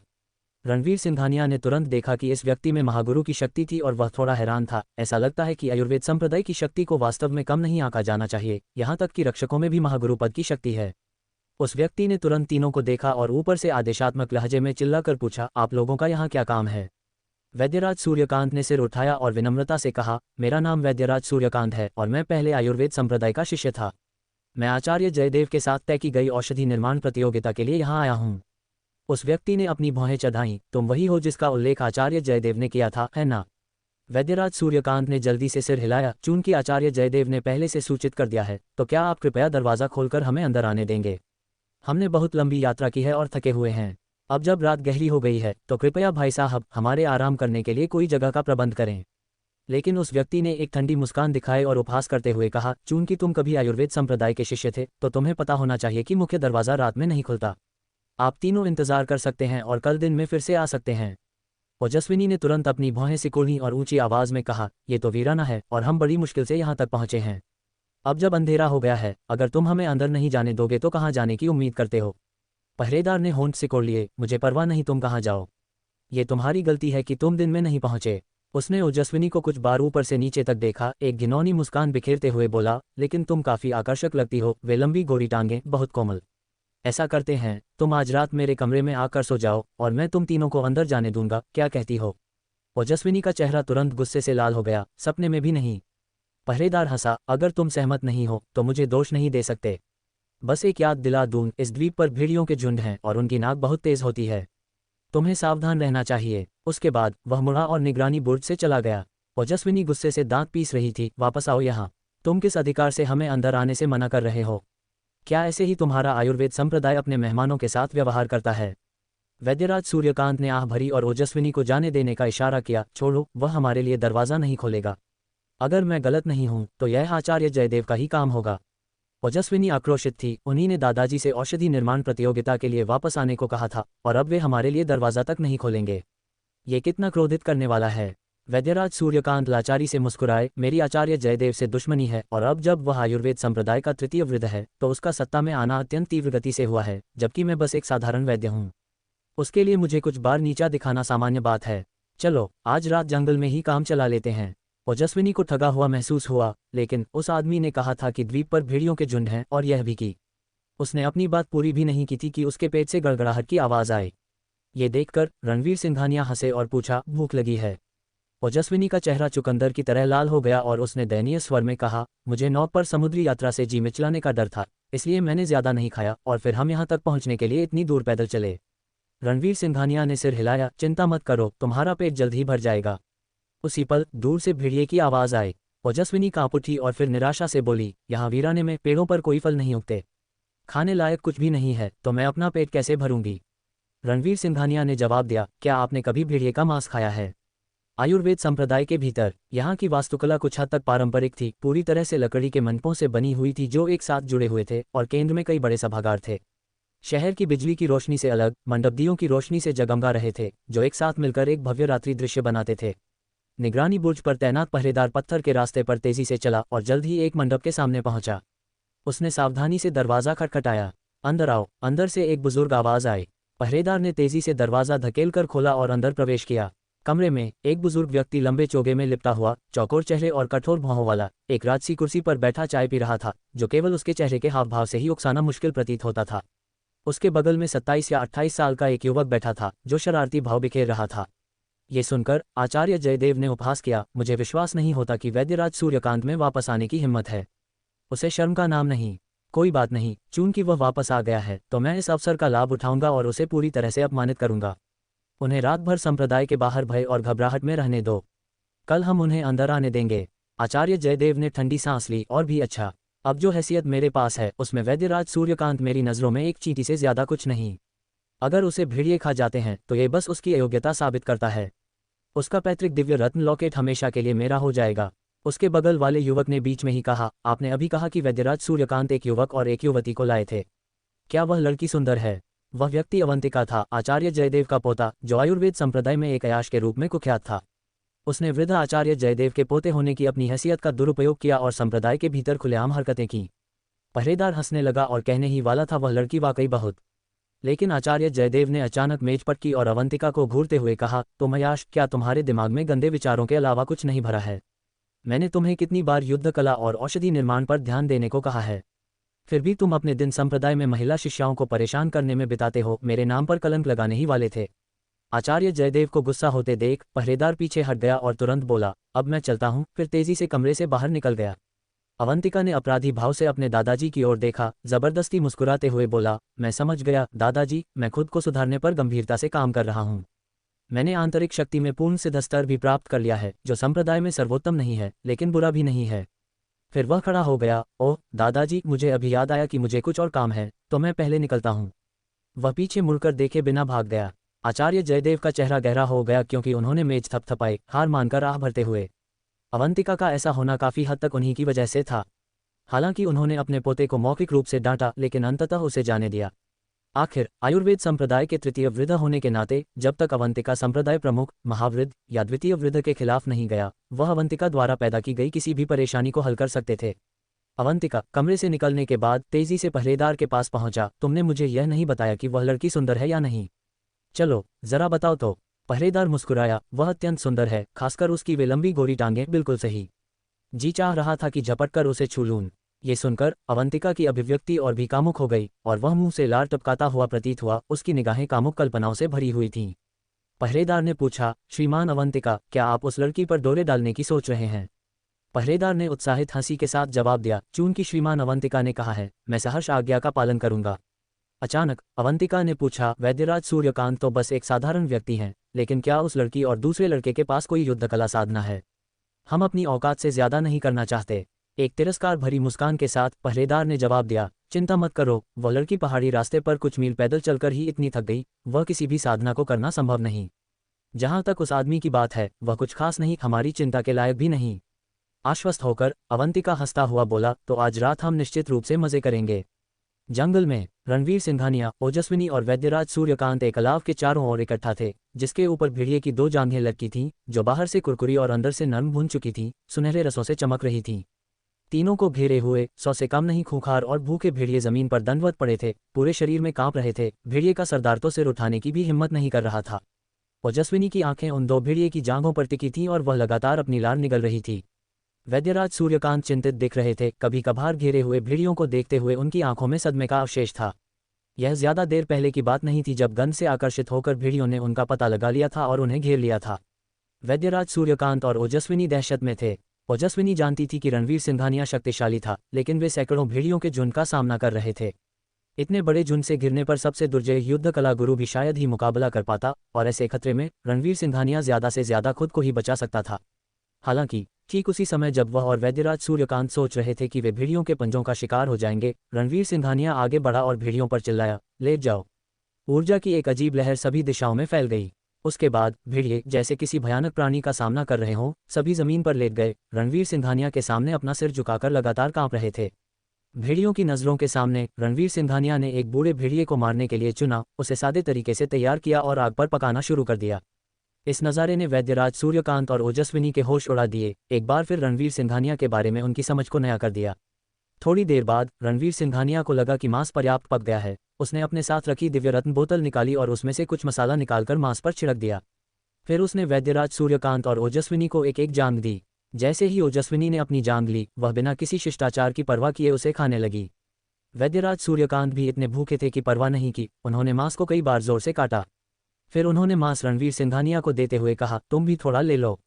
ये देखकर ओजस्विनी ने तुरंत कहा, मेरा खाओ, मेरा खाओ। ये कहते हुए वह मांस चबाती रही। कुछ और निवाले लेने के बाद अनिच्छा से उसे रणवीर सिंघानिया को सौंप दिया। रणवीर सिंघानिया सिर्फ मुस्कुराया, तुम लोग खाओ, मुझे भूख नहीं है। वह अपने साथ सहज आत्मिक तरल और प्राण संग्रहण गोली रखता था। केवल ये दो चीजें ही उसे अनंत शक्ति प्रदान कर सकती थीं। जब तक उसके पास पानी होता, एक सप्ताह तक बिना भोजन के भी कोई समस्या नहीं होती। बेशक वह अभी तक उस स्तर पर नहीं पहुंचा था जहां वह पूरी तरह से उपवास कर सके। कुछ दिनों तक न खाना ठीक था, लेकिन वह निश्चित काल तक भोजन के बिना नहीं रह सकता था। ओजस्विनी ने कहा, अरे क्यों शिष्टाचार कर रहे हो? यहाँ इतने सारे भेड़िए हैं, हम तीनों के लिए पर्याप्त से ज्यादा ही होगा। नहीं। भेड़िए इंसानों की बात समझने में असमर्थ होने पर भी किसी तरह एक ठंडक महसूस कर गए और भी जोर से कांपने लगे। रणवीर सिंघानिया हंसा और बोला, मैं सच में भूखा नहीं हूं, वरना मैं सिर्फ 2 जांघें ही नहीं भूनता। वैद्यराज सूर्यकांत ने सिर हिलाया, जब तुम ऐसा कहते हो तो हम शिष्टाचार नहीं करेंगे। मांस खाते हुए उन्होंने पूछा, रणवीर सिंघानिया, तुमने ये कैसे किया? तुमने सिर्फ एक वाक्य से इन भेड़ियों को इस अवस्था में कैसे डरा दिया? रणवीर सिंघानिया खड़ा हुआ, भेड़ियों के झुंड पर नजर डाली और कहा, खैर तुम इसे एक तरह का मंत्र मान सकते हो। जो उसने इस्तेमाल किया था वह वास्तव में इंपीरियल डिक्री डिवाइन स्किल था। ये दिव्य कौशल जिसे उसने प्राण परिशोधन स्तर में महारत हासिल की थी, में एक वृद्धि विशेषता भी थी जो उसकी शक्ति बढ़ने के साथ लगातार मजबूत होती जा रही थी। हालांकि ये दिव्य कौशल ज्यादातर एक सहायक उपकरण के रूप में कार्य करता था, यही कारण था कि इसका ज्यादा उपयोग नहीं किया जाता था। वैद्यराज सूर्यकांत और ओजस्विनी को युद्ध कला और मंत्रों की दुनिया के बारे में ज्यादा जानकारी नहीं थी और रणवीर सिंघानिया को नहीं पता था कि उन्हें कैसे समझाए, इसलिए उसने बस इतना कहा कि यह एक मंत्र था। ओजस्विनी, खाने से जिसका मुंह चिकना हो गया था, रणवीर सिंघानिया के शब्दों को सुनकर आश्चर्य से आंखें फाड़ लीं। मैंने कभी नहीं सोचा था कि तुम वास्तव में मंत्र कर सकते हो। कोई आश्चर्य नहीं कि तुम उस तथाकथित जादुई वस्तु की गुणवत्ता को नीलामी में पहचान सके। लेकिन उसने जिस इंपीरियल डिक्री डिवाइन स्किल का इस्तेमाल किया था, वह किसी भी अनुभवी साधक को चौंका देता और उनके मुंह खुले रह जाते। आखिरकार यह एक अमर विधि दिव्य शक्ति थी जो साधकों द्वारा उपयोग किए जाने वाले किसी भी मंत्र से कई स्तरों पर कहीं ज्यादा परिष्कृत थी। वैसे इंपीरियल डिक्री डिवाइन स्किल साधना लोक में काफी सामान्य था, क्योंकि यह ज्यादा से ज्यादा भेड़ियों के झुंड को डरा सकता था या किसी पेटी एटीएमए को धमका सकता था। उच्च स्तरीय महाशक्तिशाली लोगों के लिए यह दिव्य कौशल लगभग बेकार था। हालांकि यह एक परम दिव्य शक्ति का अग्रदूत था जिसके लिए साधना लोक के शीर्ष व्यक्ति बेताब होकर प्रतिस्पर्धा कर सकते थे। इस दिव्य कौशल को कहा जाता था जैसा वचन वैसा फल। जैसा वचन वैसा फल क्या है? इसका अर्थ है कि मैं जो कुछ भी कहूं वह होकर रहेगा। किंवदंती है कि एक प्राचीन महाशक्तिशाली ने एक बार इस दिव्य कौशल में महारत हासिल की थी और एक दिन एक निर्जीव ग्रह के पास से गुजरते हुए उसे यह परेशानी भरा लगा और उसने बस टिप्पणी की, इस जगह पर यह ग्रह नहीं होना चाहिए। अगले ही पल वह ग्रह एक धमाके के साथ फट गया, ब्रह्मांडीय धूल में बदल गया, विशाल ब्रह्मांड में गायब हो गया। बेशक ये बात अलग है कि जैसा वचन वैसा फल दिव्य कौशल आज भी दुनिया में मौजूद है या नहीं, लेकिन अगर यह सच में है भी, तो उस प्राचीन महाशक्तिशाली के स्तर तक पहुंचना जो एक शब्द से एक ग्रह को मिटा सकता था, निस्संदेह स्वर्गारोहण जितना ही कठिन होगा। जितनी शक्तिशाली दिव्य शक्ति होती है उतनी ही बड़ी कीमत चुकानी पड़ती है। यह एक ऐसा सत्य है जो युगों से अपरिवर्तित रहा है। और बिना किसी और स्पष्टीकरण के रणवीर सिंघानिया ने भेड़ियों के झुंड पर चिल्लाया, बिखर जाओ। भेड़िए तुरंत ऐसे व्यवहार करने लगे जैसे किसी बड़े बोझ से मुक्त हो गए हों। भेड़िए का सरदार, जैसे रणवीर सिंघानिया को जीवन बख्शने के लिए धन्यवाद दे रहा हो, उसके सामने सिर झुकाया और फिर झुंड को तेजी से दूर ले गया। ओजस्विनी भोजन से तृप्त होकर अपने मुंह से तेल पोंछा और रणवीर सिंघानिया को प्रशंसा से देखा, बुदबुदाई, वास्तव में वह उसी पुरुष के योग्य है जिस पर मेरी नजर है। रात ढलते ही तीनों को जंगल में रात बिताने के लिए मजबूर होना पड़ा। सौभाग्य से रात का आकाश साफ था जिसमें एक चमकीला चांद और बिखरे हुए तारे थे और मौसम अच्छा था, बारिश की संभावना कम थी। न तो वैद्यराज सूर्यकांत और न ही ओजस्विनी नाजुक थे, इसलिए उन्हें इन परिस्थितियों से कोई परेशानी नहीं हुई। वैद्यराज सूर्यकांत ने जमीन पर बिछाने के लिए कुछ साफ घास और पत्ते इकट्ठा किए, फिर एक अस्थायी चटाई बनाने के लिए उस पर कीटनाशक औषधि चूर्ण छिड़का और वहीं सोने के लिए बैठ गए। ओजस्विनी ने भी वैसा ही किया। जैसे ही उसने अपना काम खत्म किया, उसने रणवीर सिंघानिया की ओर शर्माते हुए देखा और कहा, रणवीर सिंघानिया, आज रात ठंड हो सकती है। तुम मेरे साथ क्यों नहीं सोते? मैंने बहुत सारी जगह बनाई है और हम दोनों के लिए पर्याप्त जगह है। रणवीर सिंघानिया ने आंखें घुमाई। तुम आग के पास ठीक रहोगी, मैं पेड़ पर सोऊंगा। फिर वह तेजी से 10 मीटर से ज्यादा ऊंचे एक बड़े पेड़ पर चढ़ गया और एक शाखा पर बैठ गया। ओजस्विनी ने आह भरी और अनिच्छा से अपनी घास की चटाई पर लेटकर सो गई। रणवीर सिंघानिया इसके विपरीत अपनी आंखें बंद करके साधना करने लगा। हालांकि ज्यादा देर नहीं बीती थी कि उसकी आंखें अचानक खुल गईं और उसने आयुर्वेद संप्रदाय की दिशा में देखा। अंधेरी रात के आकाश के नीचे दो आकृतियां तेजी से उनके स्थान की ओर आ रही थीं। उधर जंगल से रोशनी आ रही है, वे जरूर उसी जगह पर होंगे, वान्या ने कहा, जो पहले पहरेदार के रूप में ड्यूटी पर था। जैसे ही वह आगे बढ़ा, अवंतिका ने चिंता के साथ अपनी आशंका व्यक्त की, तुम्हें लगता है कि उन्हें अब तक भेड़ियों ने खा लिया होगा? उसने आत्मग्लानि से भरा चेहरा दिखाया, ये सब मेरी गलती है, मुझे एन वक्त पर दस्त लग गए और इतना समय बर्बाद कर दिया। वान्या ने अवंतिका को एक नज़र देखा, मन ही मन इस मूर्ख के पुरखों को 1000 बार कोसा। लेकिन चून की सामने वाला आचार्य जयदेव का पोता था, उसे कुछ भी दिखाने की हिम्मत नहीं हुई। शायद वे भाग्यशाली हैं और भेड़ियों ने अभी तक उन्हें नहीं ढूंढा है। जैसे ही वे दोनों जंगल में दाखिल हुए, उन्होंने जल्द ही ओजस्विनी और वैद्यराज सूर्यकांत को अलाव के पास सोता हुआ देखा। अवंतिका बहुत खुश हुआ, ये तो बहुत बढ़िया है, वे वहीं हैं। वह लड़की सचमुच बहुत खूबसूरत है। धत, मुझसे तो अभी से रहा नहीं जा रहा है। वान्या कुछ भ्रमित था, वह बच्चा कहाँ चला गया? वे दोनों तेजी से अलाव के सामने पहुंचे। वैद्यराज सूर्यकांत और ओजस्विनी अभी भी घास की चटाई पर सो रहे थे, जैसे उन्हें किसी के आने की भनक तक न लगी हो। वान्या ने उसे खींचा, श्रीमान अवंतिका, अपनी आवाज़ धीमी रखिए। जब वे सो रहे हैं, हम बस इस महिला को उठा ले जाते हैं, किसी भी अनावश्यक परेशानी से बचना ही बेहतर है। अवंतिका ने सिर हिलाया और फिर नीचे उकड़ू बैठ गया। ओजस्विनी की जांघों की ओर हाथ बढ़ाया। जैसे ही उसका हाथ उसे छूने वाला था, ओजस्विनी ने अचानक अपनी आंखें खोलीं, पीछे की ओर लुढ़की और जोर से चिल्लाई, रणवीर सिंघानिया। अवंतिका चौंक गया। तभी उसे अचानक एक पैर दिखाई दिया, जो सीधा उसके चेहरे की ओर आ रहा था। धड़ाम! अवंतिका को अपनी आंखों के सामने अंधेरा छा गया और फिर उसका शरीर पीछे की ओर उड़ गया, एक बड़े पेड़ से जा टकराया और मुंह से ताज़ा खून उगल दिया। रणवीर सिंघानिया वान्या की ओर बढ़ा और ठंडे स्वर में कहा, तुमने हमें संप्रदाय में प्रवेश नहीं करने दिया और अब तुम लोगों को कुमारी ओजस्विनी पर बुरी नज़र डालने लाए हो। तुम्हारा हृदय सचमुच बहुत काला है। वान्या ने तुरंत महागुरु पद की प्रभावशाली आभा को उजागर किया। रणवीर सिंघानिया को घूरते हुए बोला, लड़के, यह मत सोचना कि तुमने धोखे से वार किया तो तुम हमारा कुछ भी बिगाड़ सकते हो। मैं तुम्हें बता दूं, मैं एक महागुरु हूं। ओजस्विनी डर के मारे रणवीर सिंघानिया के पीछे छिप गई और वैद्यराज सूर्यकांत से पूछने लगी, दादाजी, महागुरु क्या होता है? वैद्यराज सूर्यकांत का चेहरा अचानक बहुत गंभीर हो गया। अफवाहों के अनुसार महागुरु वे साधक होते हैं जिन्होंने युद्ध कला में पूर्ण सिद्धि प्राप्त कर ली हो। उस स्तर का आचार्य एक ही हथेली से 1000 किलोग्राम वजनी पत्थर को तोड़ सकता है। ये बिल्कुल भयावह है। ओजस्विनी की आंखें तीव्र भय और चिंता से चौड़ी हो गईं। अवंतिका ने अपनी सांस वापस ली, अपने मुंह के कोने से खून पोंछा, रणवीर सिंघानिया को द्वेषपूर्ण दृष्टि से देखा और वान्या पर चिल्लाया, वान्या, इस नीच के साथ शब्द बर्बाद मत करो, बस इसे मार डालो। वान्या ने सिर हिलाया, अपनी आंतरिक शक्ति को प्रवाहित करते हुए रणवीर सिंघानिया की ओर बढ़ा। हालांकि उसी पल उसने देखा कि रणवीर सिंघानिया की हथेली में शुद्ध ऊर्जा से बनी एक प्राण खड्ग धीरे धीरे उभर रही थी, जिससे उसकी पुतलियां तेजी से सिकुड़ गईं। ओजस्विनी लगभग रोने वाली थी और बेसब्री से बोली, दादाजी, हम क्या करें? महागुरु इतने शक्तिशाली होते हैं, रणवीर सिंघानिया निश्चित रूप से उनका मुकाबला नहीं कर पाएगा, वह मारे जाएंगे। वैद्यराज सूर्यकांत का माथा भी गहरी चिंता से सिकुड़ गया था। वे उत्तेजित दिख रहे थे और बड़बड़ाए, इस व्यक्ति की उपस्थिति इतनी भयावह है। उसके हाव भाव देखकर लग रहा था कि वह कोई कड़ा निर्णय लेने वाला है। रणवीर सिंघानिया को उससे सीधे लोहा नहीं लेना चाहिए। लेकिन तभी वान्या अचानक रुक गया, रणवीर सिंघानिया के सामने धड़ाम से घुटनों पर बैठ गया और कांपते हुए स्वर में उसने कहा, भाई, मुझसे गलती हो गई, कृपया मेरी जान बख्श दें। ओजस्विनी और वैद्यराज सूर्यकांत की आंखें सदमे से चौड़ी हो गईं।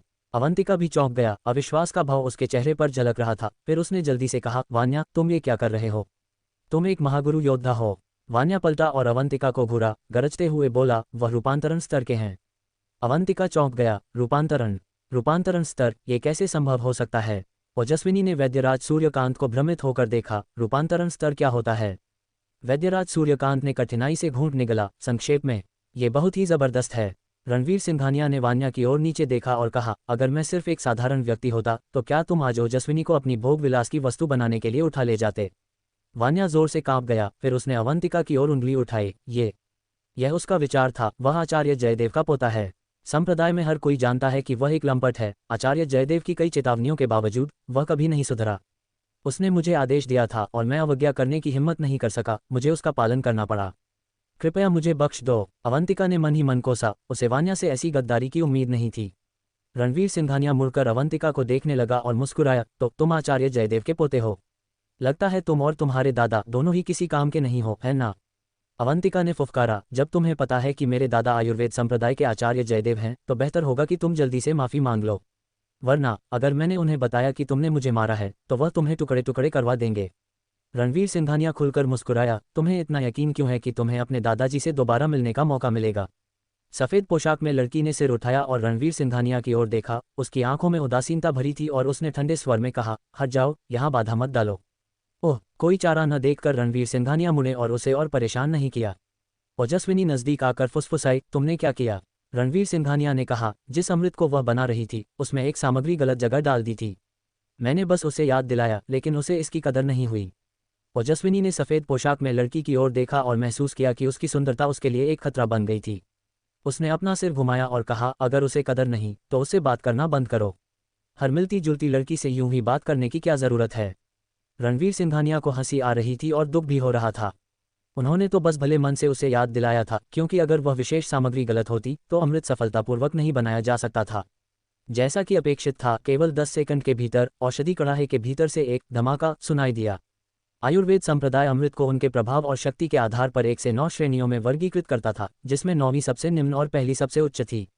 आयुर्वेद संप्रदाय के अमृत सूत्रों में दर्ज चौथी श्रेणी की प्राण पुनर्जीवन गोली को पहले से ही एक उच्च गुणवत्ता वाला अमृत माना जाता था। लड़की के हैरान चेहरे को देखकर रणवीर सिंघानिया मुस्कुराए बिना नहीं रह सके और उन्होंने वैद्यराज सूर्यकांत और ओजस्विनी के साथ जाने का फैसला किया। इस क्षण सफ़ेद पोशाक में लड़की ने अपना सिर घुमाकर उनकी ओर देखा और चिड़चिड़ेपन से कहा, तुम वहीं रुक जाओ। रणवीर सिंघानिया ने भ्रमित होकर पूछा, क्या बात है? सफ़ेद पोशाक में लड़की झुंझलाकर पास आए और बोली, ये सब तुम्हारी गलती है। अगर तुमने मुझे बीच में नहीं रोका होता तो मेरा अमृत बनाने का प्रयास असफल नहीं होता। तुम किसके शिष्य हो? अपना नाम बताओ, मैं तुम्हें दंडित करूंगी। रणवीर सिंघानिया निःशब्द रह गए। जो अमृत तुम बना रही थी वह प्राण पुनर्जीवन गोली होनी चाहिए, है ना?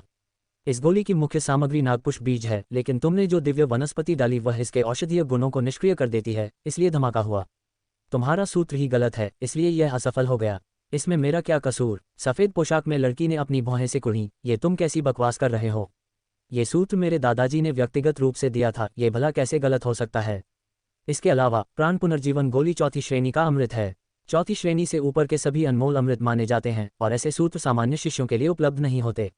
तुम्हें कैसे पता चला कि मैं प्राण पुनर्जीवन गोली बना रही थी, जब तक कि तुमने हमारे संप्रदाय के अमृत सूत्रों की जासूसी न की हो? रणवीर सिंघानिया ने मन ही मन सोचा कि प्राण पुनर्जीवन गोली तो जीवन ऊर्जा बहाल करने के लिए एक सामान्य रूप से उपयोग किया जाने वाला अमृत था, यह अनमोल अमृत कैसे बन गया था? जैसे ही वह बोलने वाले थे, वैद्यराज सूर्यकांत मामले को शांत करने के लिए जल्दी से पास आए। कुमारी, मैं बहुत क्षमा प्रार्थी हूँ। मेरा नाम वैद्यराज सूर्यकांत है। कई साल पहले मैं आयुर्वेद संप्रदाय का एक शिष्य था। मैं आचार्य जयदेव के निमंत्रण पर रसायन साधना प्रतियोगिता में भाग लेने आया हूँ। रणवीर सिंघानिया मेरे शिष्य जैसे हैं और वह आयुर्वेद संप्रदाय से नहीं हैं। आज उनका यहाँ पहला दौरा है, इसलिए उन्होंने निश्चित रूप से आयुर्वेद संप्रदाय के अमृत सूत्र नहीं देखे हैं। कृपया गलत न समझें। सफ़ेद पोशाक में लड़की ने वैद्यराज सूर्यकांत को एक सरसरी और तिरस्कार भरी नज़र से देखा। उसकी आंखें घृणापूर्ण हो गईं। क्या तुम वही वैद्यराज सूर्यकांत हो जिनका आचार्य जयदेव ने जिक्र किया था? वैद्यराज सूर्यकांत ने सिर हिलाया। सफ़ेद पोशाक में लड़की ने उपहास किया, कोई आश्चर्य नहीं। मैं सोच रही थी कि कौन मेरी रसायन साधना में बाधा डाल रहा था। पता चला कि यह एक बाहरी व्यक्ति है। रणवीर सिंघानिया हंसे बिना नहीं रह सके। उन्हें यह उम्मीद नहीं थी कि उन्हें बाहरी व्यक्ति कहा जाएगा। वैद्यराज सूर्यकांत ने लड़की की असामान्य स्थिति को भांपते हुए और परेशानी से बचने की इच्छा से तुरंत कहा, मैं वास्तव में क्षमा प्रार्थी हूँ। कृपया अपनी रसायन साधना जारी रखें, कुमारी। हम आपको और परेशान नहीं करेंगे। फिर वह रणवीर सिंघानिया और ओजस्विनी को बाहर ले गए। सफ़ेद पोशाक में लड़की ने उदासीनता से कहा, आचार्य सूर्यकांत, मैं आपको वरिष्ठ कहती हूँ क्योंकि आप मुझसे बड़े हैं। मैंने आपके और आचार्य जयदेव के बारे में थोड़ा सुना है। मैं आपको सलाह देती हूँ कि इस रसायन साधना प्रतियोगिता को छोड़ दें, क्योंकि मैं भी इसमें भाग ले रही हूँ और पहला स्थान मेरा ही होगा। आपके लिए कोई उम्मीद नहीं है। वैद्यराज सूर्यकांत ने एक शर्मिंदगी भरी मुस्कान दी और कुछ नहीं कहा। रणवीर सिंघानिया और ओजस्विनी को आंगन से बाहर ले गए। सफ़ेद पोशाक में लड़की के चेहरे पर घमंड का भाव आ गया और उसने हल्के से नाक से कुड़ी। आयुर्वेद संप्रदाय इन वर्षों में तेजी से विकसित हुआ है। आप 20 साल पहले यहाँ सिर्फ एक शिष्य थे। मुझे तो छोड़ो, आयुर्वेद संप्रदाय का कोई भी वर्तमान शिष्य तुम्हें मीलों पीछे छोड़ सकता है। तुम भला हमसे कैसे मुकाबला कर सकते हो? उसके बाद वह औषधि कड़ाहे के पास लौटी और पुनः शोधन का प्रयास करने की योजना बनाई। इस क्षण एक शिष्य दौड़ता हुआ आया। कुमारी, संप्रदाय प्रमुख ने मुझसे आपको एक संदेश देने को कहा है। उन्होंने कहा कि उन्होंने जो प्राण पुनर्जीवन गोली का सूत्र आपको उस दिन दिया था, उसमें एक गलती थी। गलती से दिव्य वनस्पति शामिल कर दी थी। शोधन करते समय दिव्य वनस्पति न डालें। सफ़ेद पोशाक में लड़की अचानक मुड़ी। उसका सुंदर चेहरा अचरज से भर गया। शिष्य कुछ भ्रमित था। कुमारी, क्या बात है? सफ़ेद पोशाक में लड़की ने कोई प्रतिक्रिया नहीं दी, बस शून्य में घूर रही थी। काफी देर बाद उसने गहरी सांस ली और उसके चेहरे पर फिर से घृणापूर्ण उपहास दिखाई दिया। ये तो बस एक तुक्का था जो सही हो गया, इसमें ज्यादा सोचने की जरूरत नहीं।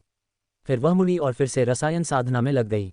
कंकड़ पत्थर वाले रास्ते पर ओजस्विनी मुंह फुलाकर बोली। वह महिला नाहक ही बखेड़ा खड़ा कर रही थी। जब वह दूसरों की क्षमता का मुकाबला नहीं कर सकती तो दूसरों को दोष देती है। वैद्यराज सूर्यकांत ने ओजस्विनी की ओर देखा। ओजस्विनी, यह आयुर्वेद संप्रदाय है। वह लड़की सामान्य नहीं है, अपनी बातों का ध्यान रखो। ओजस्विनी ने जीभ निकाली, फिर रणवीर सिंघानिया के पास दौड़कर गई, अपना हाथ उनके हाथ में डालकर बोली, रणवीर सिंघानिया, क्या मैं गलत थी? रणवीर सिंघानिया मुस्कुराए, सही। वैद्यराज सूर्यकांत ने निराशा से आह भरी, लेकिन उस विषय को आगे नहीं बढ़ाया, क्योंकि उस लड़की का रवैया वास्तव में काफी घमंड भरा था। तीनों ने आयुर्वेद संप्रदाय में घूमना जारी रखा और दोपहर तक वे जड़ी बूटी मंडप के सामने चौक की ओर चल पड़े। आयुर्वेद संप्रदाय के कई शिष्य भी उत्साह देखने के लिए वहां दौड़ पड़े थे। हालांकि यह रसायन साधना प्रतियोगिता केवल शिष्यों के गोली शोधन के स्तर की एक परीक्षा थी, फिर भी इसमें देखने को बहुत कुछ था। तीनों जड़ी बूटी मंडप के स्थान पर पहुंचे। चौक में औषधि कड़ाहे करीने से रखे थे जो हलचल भरी भीड़ से घिरे थे। ओजस्विनी ने तुरंत सफेद पोशाक में लड़की को भीड़ के सबसे आगे खड़े देखा, जिसके चारों ओर कई लोग उससे दूरी बनाए हुए थे, मानो उसके पास जाने से डरते हों। ओजस्विनी ने अपनी बड़ी आंखें घुमाईं और पास के एक शिष्य से पूछा, वह सफेद पोशाक में लड़की कौन है? वह कुमारी आरुषि हैं, संप्रदाय प्रमुख की पोती। ओजस्विनी ने कहा, नहीं, मैं बस घूमने आई हूँ।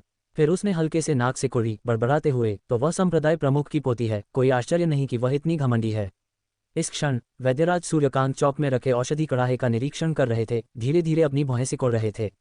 रणवीर सिंघानिया ने पूछा, वैद्यराज, क्या बात है? वैद्यराज सूर्यकांत ने एक पल के लिए विचार किया, फिर कहा, क्या तुमने गौर किया कि इन औषधि कड़ाहे में से किसी में भी आग जलाने की कोई जगह नहीं है? रणवीर सिंघानिया ने चौक पर रखे औषधि कलशों पर एक नज़र डाली और कुछ पल उनका अवलोकन करने के बाद उन्होंने थोड़ा आश्चर्य व्यक्त किया। हाँ, ऐसा ही लग रहा है।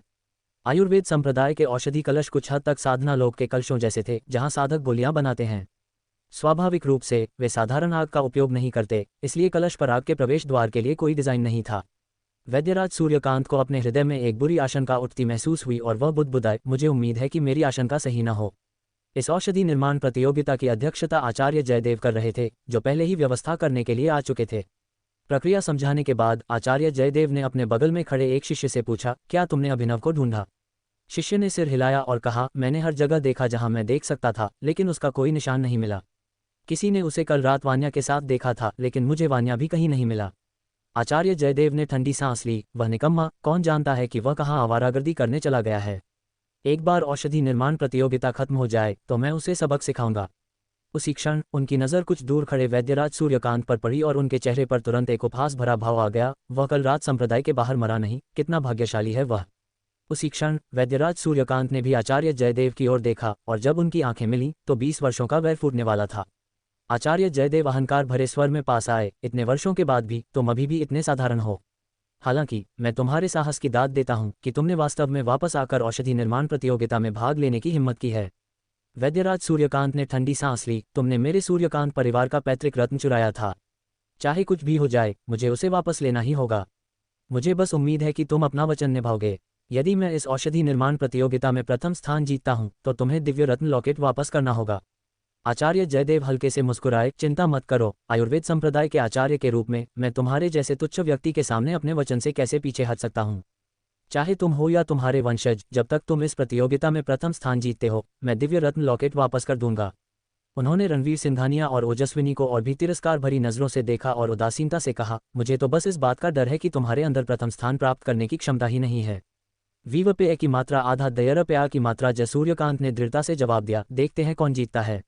आचार्य जयदेव ने होंठ सिकोड़े, लगता है तुम वास्तव में आत्मविश्वास से भरे हो। लेकिन मुझे तुम्हें याद दिलाना है, इन वर्षों में मेरा आयुर्वेद संप्रदाय तेजी से विकसित हुआ है।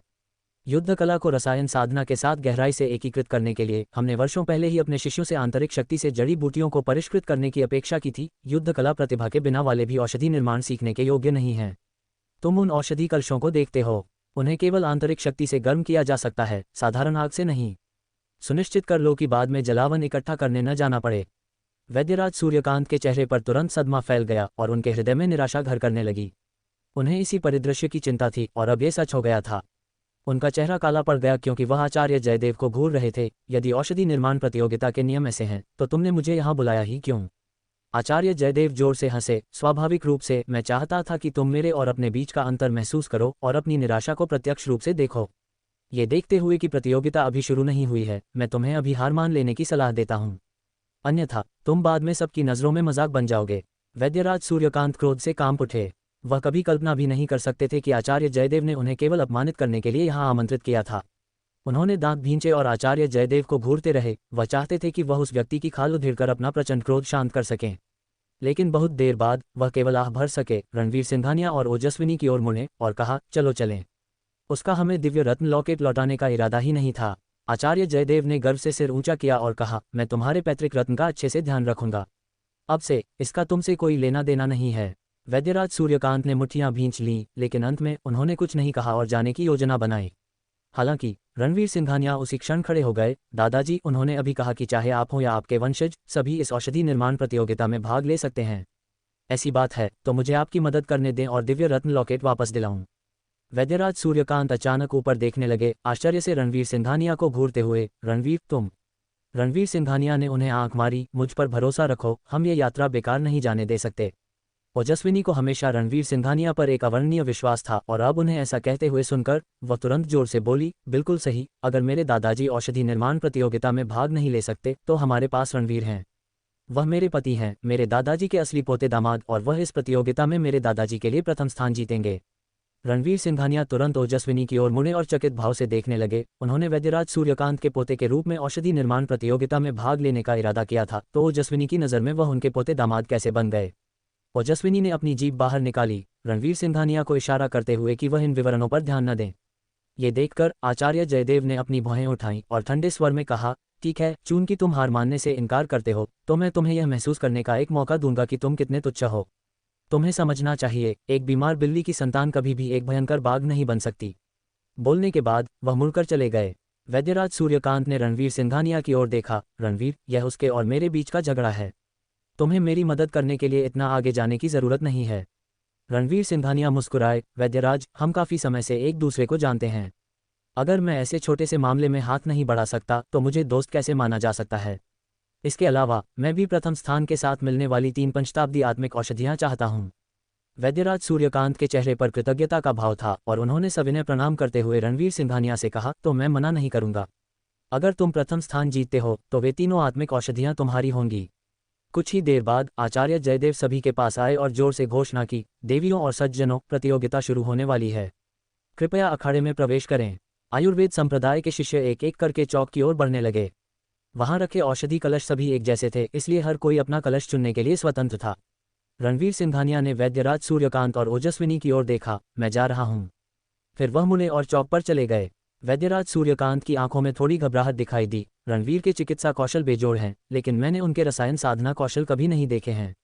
मुझे आश्चर्य है कि क्या वह इस बार प्रथम स्थान प्राप्त कर पाएंगे।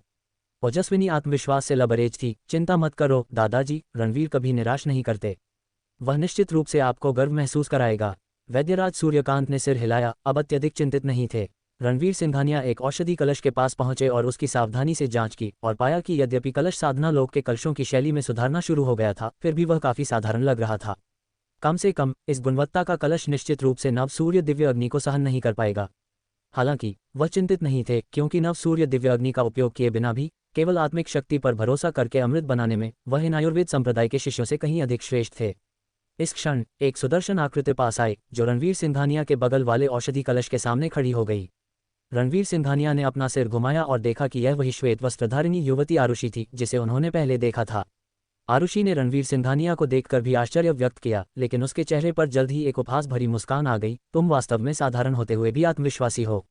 रणवीर सिंघानिया मुस्कुराए और बोले, आत्मविश्वासी होना बुरा नहीं है, समस्या उन लोगों के साथ है जो अज्ञानी होते हुए भी आत्मविश्वासी होते हैं।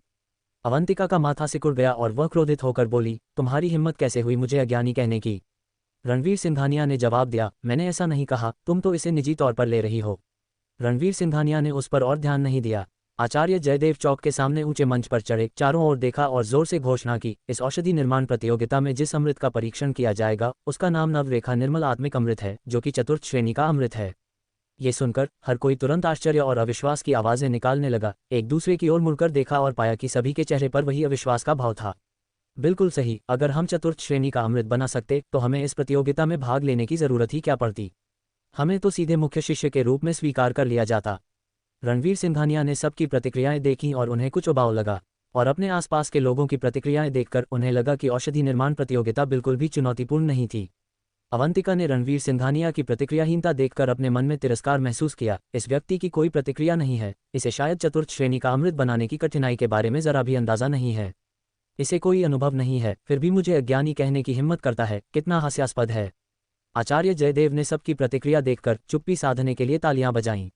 मैं जानता हूं कि आप सभी हैरान हैं, आखिर चतुर्थ श्रेणी का अमृत बनाना आप सभी के लिए बहुत मुश्किल है, लेकिन चिंता न करें, नवरेखा निर्मल आत्मिक अमृत चतुर्थ श्रेणी के अमृतों में काफ़ी खास है। जिनका स्तर बहुत ऊंचा नहीं है वे भी इसे बनाने का प्रयास कर सकते हैं। हालांकि क्षमताओं में अंतर के कारण अंतिम उत्पाद में अमृत की रेखाओं की संख्या अलग अलग हो सकती है। केवल वे निर्मल आत्मिक अमृत जिनमें वास्तव में 9 रेखाएं दिखाई देती हैं उन्हें ही चतुर्थ श्रेणी का अमृत माना जाएगा।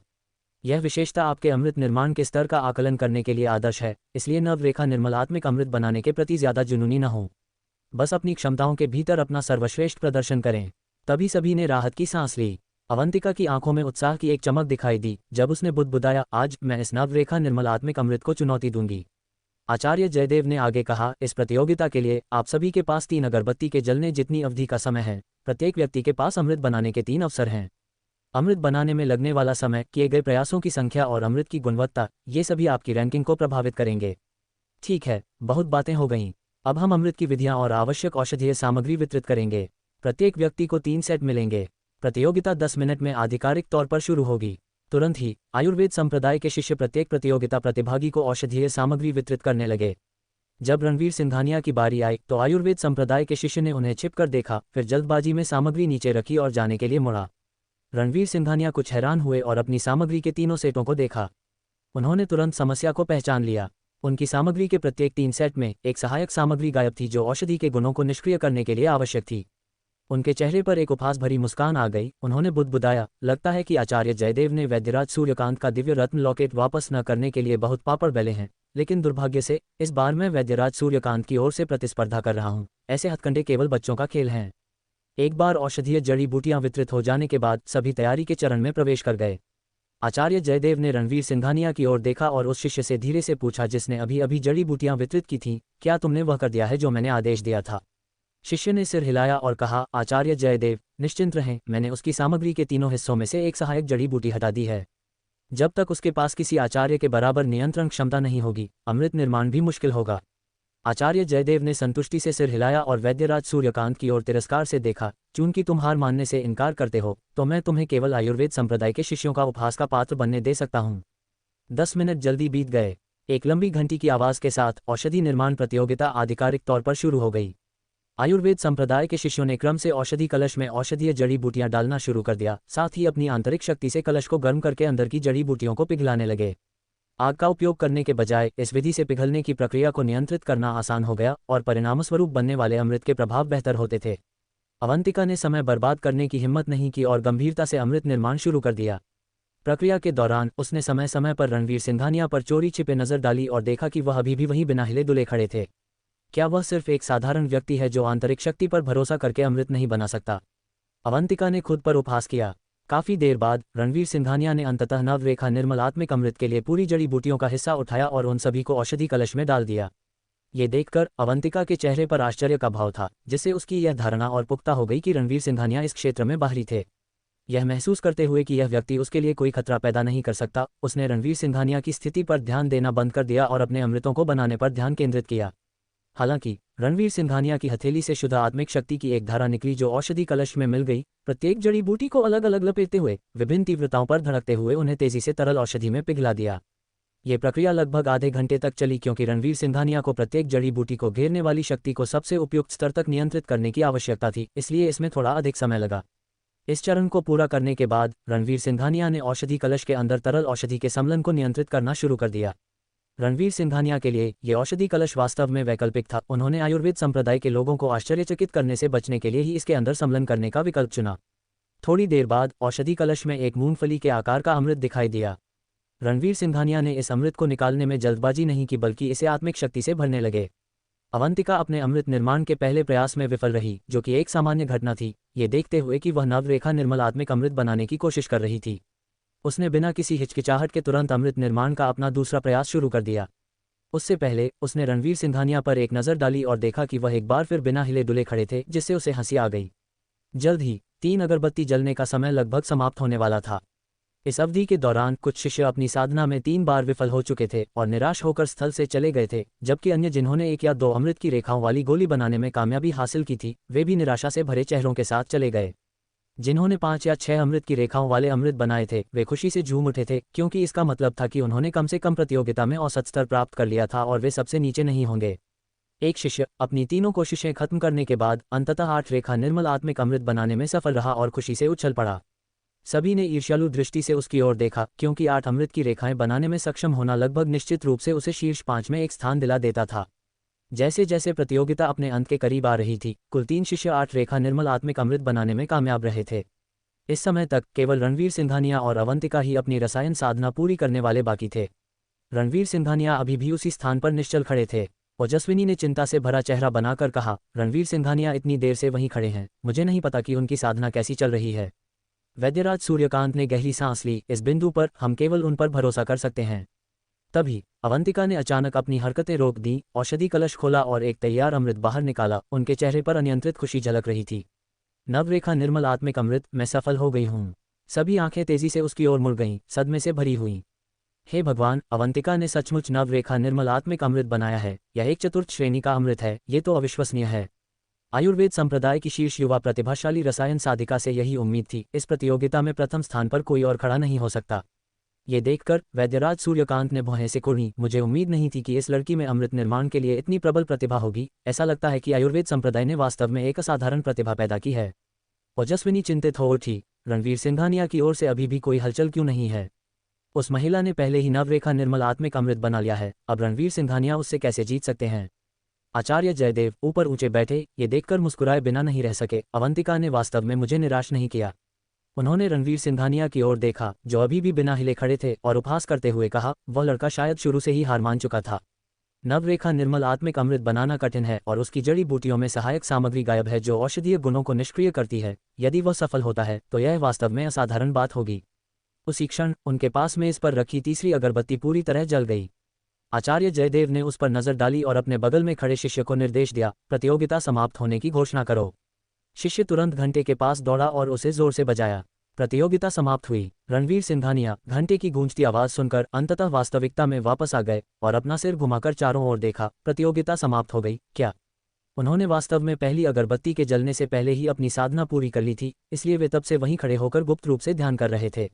अवंतिका ने रणवीर सिंघानिया की ओर घमंड से सिर घुमाया और देखा, मैंने सफलतापूर्वक नवरेखा निर्मल आत्मिक अमृत बनाया है, जबकि तुमने प्रतियोगिता शुरू होने के कुछ ही देर बाद साधना छोड़ दी। अब तुम्हें अपनी अक्षमता का एहसास हुआ। रणवीर सिंघानिया हंसे और बोले, तुम्हें किसने बताया कि मैंने हार मान ली? मैं तो बस इसलिए खड़ा था क्योंकि मैंने साधना पूरी कर ली थी और मेरे पास करने के लिए कुछ और नहीं था। ये सुनकर अवंतिका के सुंदर चेहरे पर केवल तिरस्कार था। हाँ, अप्रतिभाशाली होना एक बात है, लेकिन ये सोचना कि तुम केवल एक दीन हाँकने वाले भी हो। तुम मेरे एक बाल के बराबर भी नहीं हो। रणवीर सिंघानिया ने कंधे उचकाए, अगर तुम्हें विश्वास नहीं होता तो कोई बात नहीं। आचार्य जयदेव अच्छे मूड में सबके सामने खड़े हुए और जोर से घोषणा की, अवंतिका ने नवरेखा निर्मल आत्मिक अमृत बनाया है, इसलिए वह इस अमृत निर्माण प्रतियोगिता में प्रथम स्थान जीतती है। इस पर किसी को कोई आपत्ति है क्या? सभी ने एक स्वर में सहमति दी, परिणाम को पूरी तरह स्वीकार करते हुए। आखिरकार पूरी प्रतियोगिता में केवल अवंतिका ही चतुर्थ श्रेणी का अमृत बनाने में कामयाब रही थी, इसलिए स्वाभाविक रूप से प्रथम स्थान को लेकर कोई विवाद नहीं था। तभी रणवीर सिंघानिया आगे बढ़े और बोले, मुझे आपत्ति है। सभी सिर उसकी ओर मुड़ गए। ये कौन आदमी है? मैंने इसे पहले कभी नहीं देखा। इसे आपत्ति है? क्या उसका दिमाग खराब हो गया है? मैंने सुना है कि किसी ने आचार्य जयदेव के साथ शर्त लगाई थी कि वे इस अमृत निर्माण प्रतियोगिता में प्रथम स्थान जीतेंगे। ये वही लड़का होगा। उसने सारी जड़ी बूटियां एक ही बार में औषधि कलश में फेंक दी थीं और तब से उसने कुछ नहीं किया है। उसने शायद एक रेखा वाला अमृत भी नहीं बनाया होगा, फिर भी वह आपत्ति करने की हिम्मत कर रहा है। ये हास्यास्पद है। अवंतिका पहले ही नवरेखा निर्मल आत्मिक अमृत बना चुकी है। वह सही मायने में प्रथम स्थान की हकदार है। वह अब सामने आता है। क्या उसे लगता है कि यह उसे दिया जाना चाहिए या कुछ और? अवंतिका ने भी रणवीर सिंघानिया की ओर सिर घुमाया। उसका चेहरा ठंडा था। उसने कहा, क्या तुम्हें लगता है कि तुम मेरे सामने शर्मिंदा हुए हो, इसलिए अब तुम गड़बड़ कर रहे हो? रणवीर सिंघानिया ने हल्के से कहा, क्षमा करें, मुझे नहीं लगता कि मैं तुम्हारे सामने शर्मिंदा हुआ हूँ। इस बिंदु पर आचार्य जयदेव पास आए। उनका भाव बर्फीला था क्योंकि उन्होंने रणवीर सिंघानिया को घूरते हुए कहा, बच्चे, तुम्हें अपनी सीमाओं का बेहतर ढंग से पता होना चाहिए।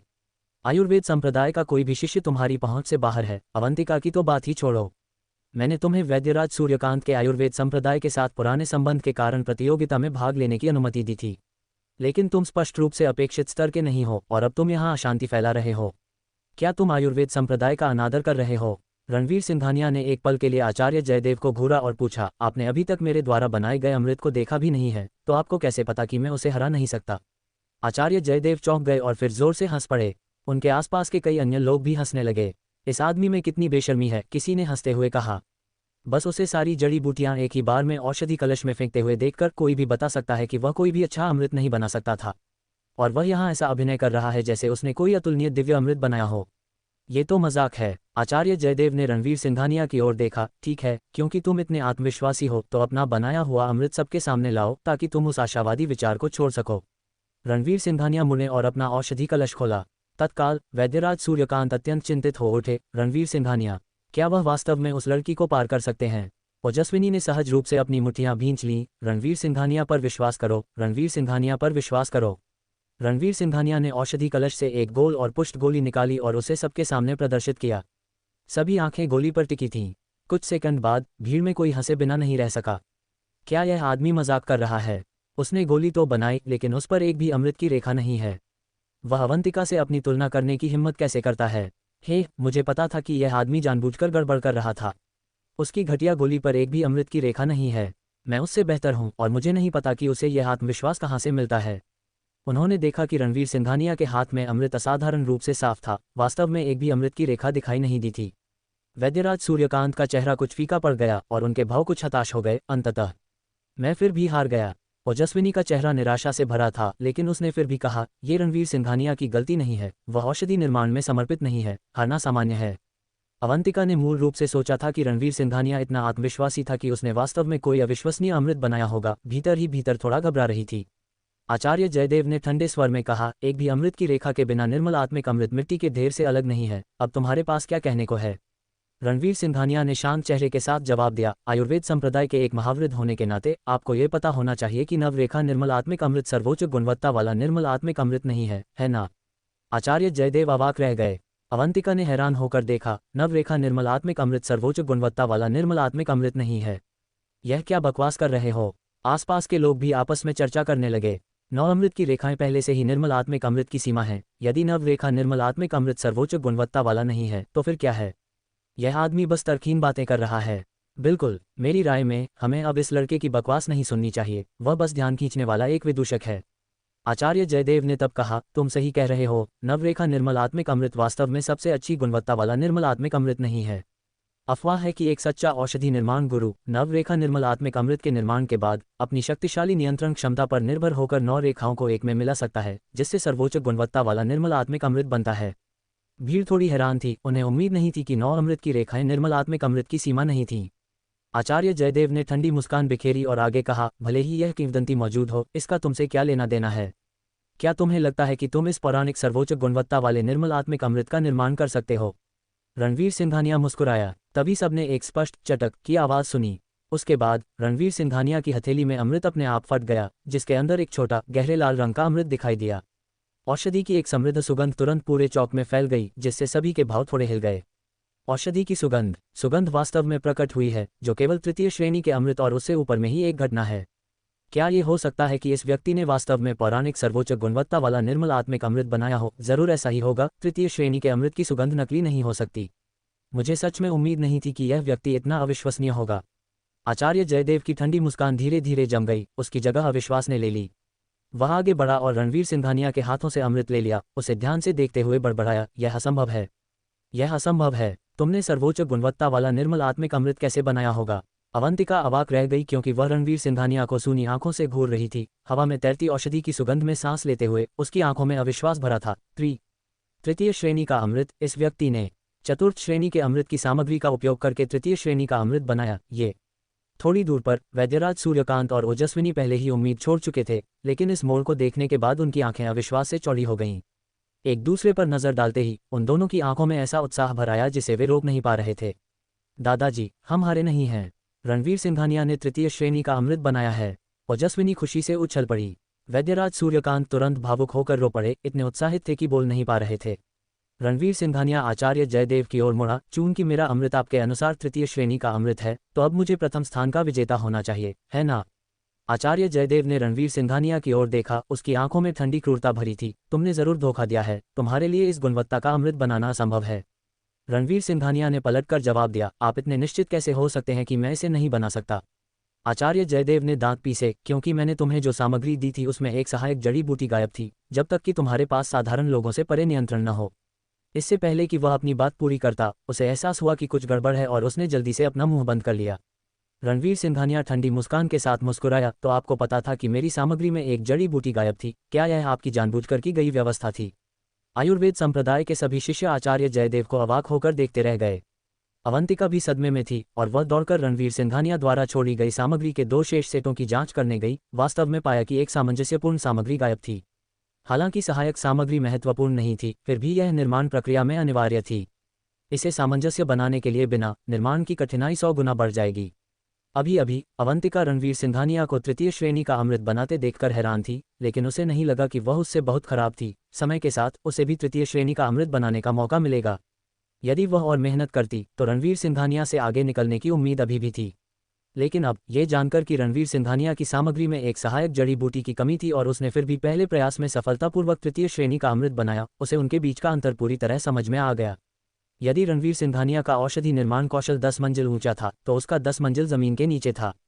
लगता है कि जो हमेशा अहंकार से भरी रहती थी, वह मैं ही थी। आचार्य जयदेव का चेहरा गहरा काला पड़ गया। उसने जोरदार खंडन करते हुए कहा, यह सामग्री प्रदान करने वाले शिष्य की गलती है, इसका मुझसे कोई लेना देना नहीं है।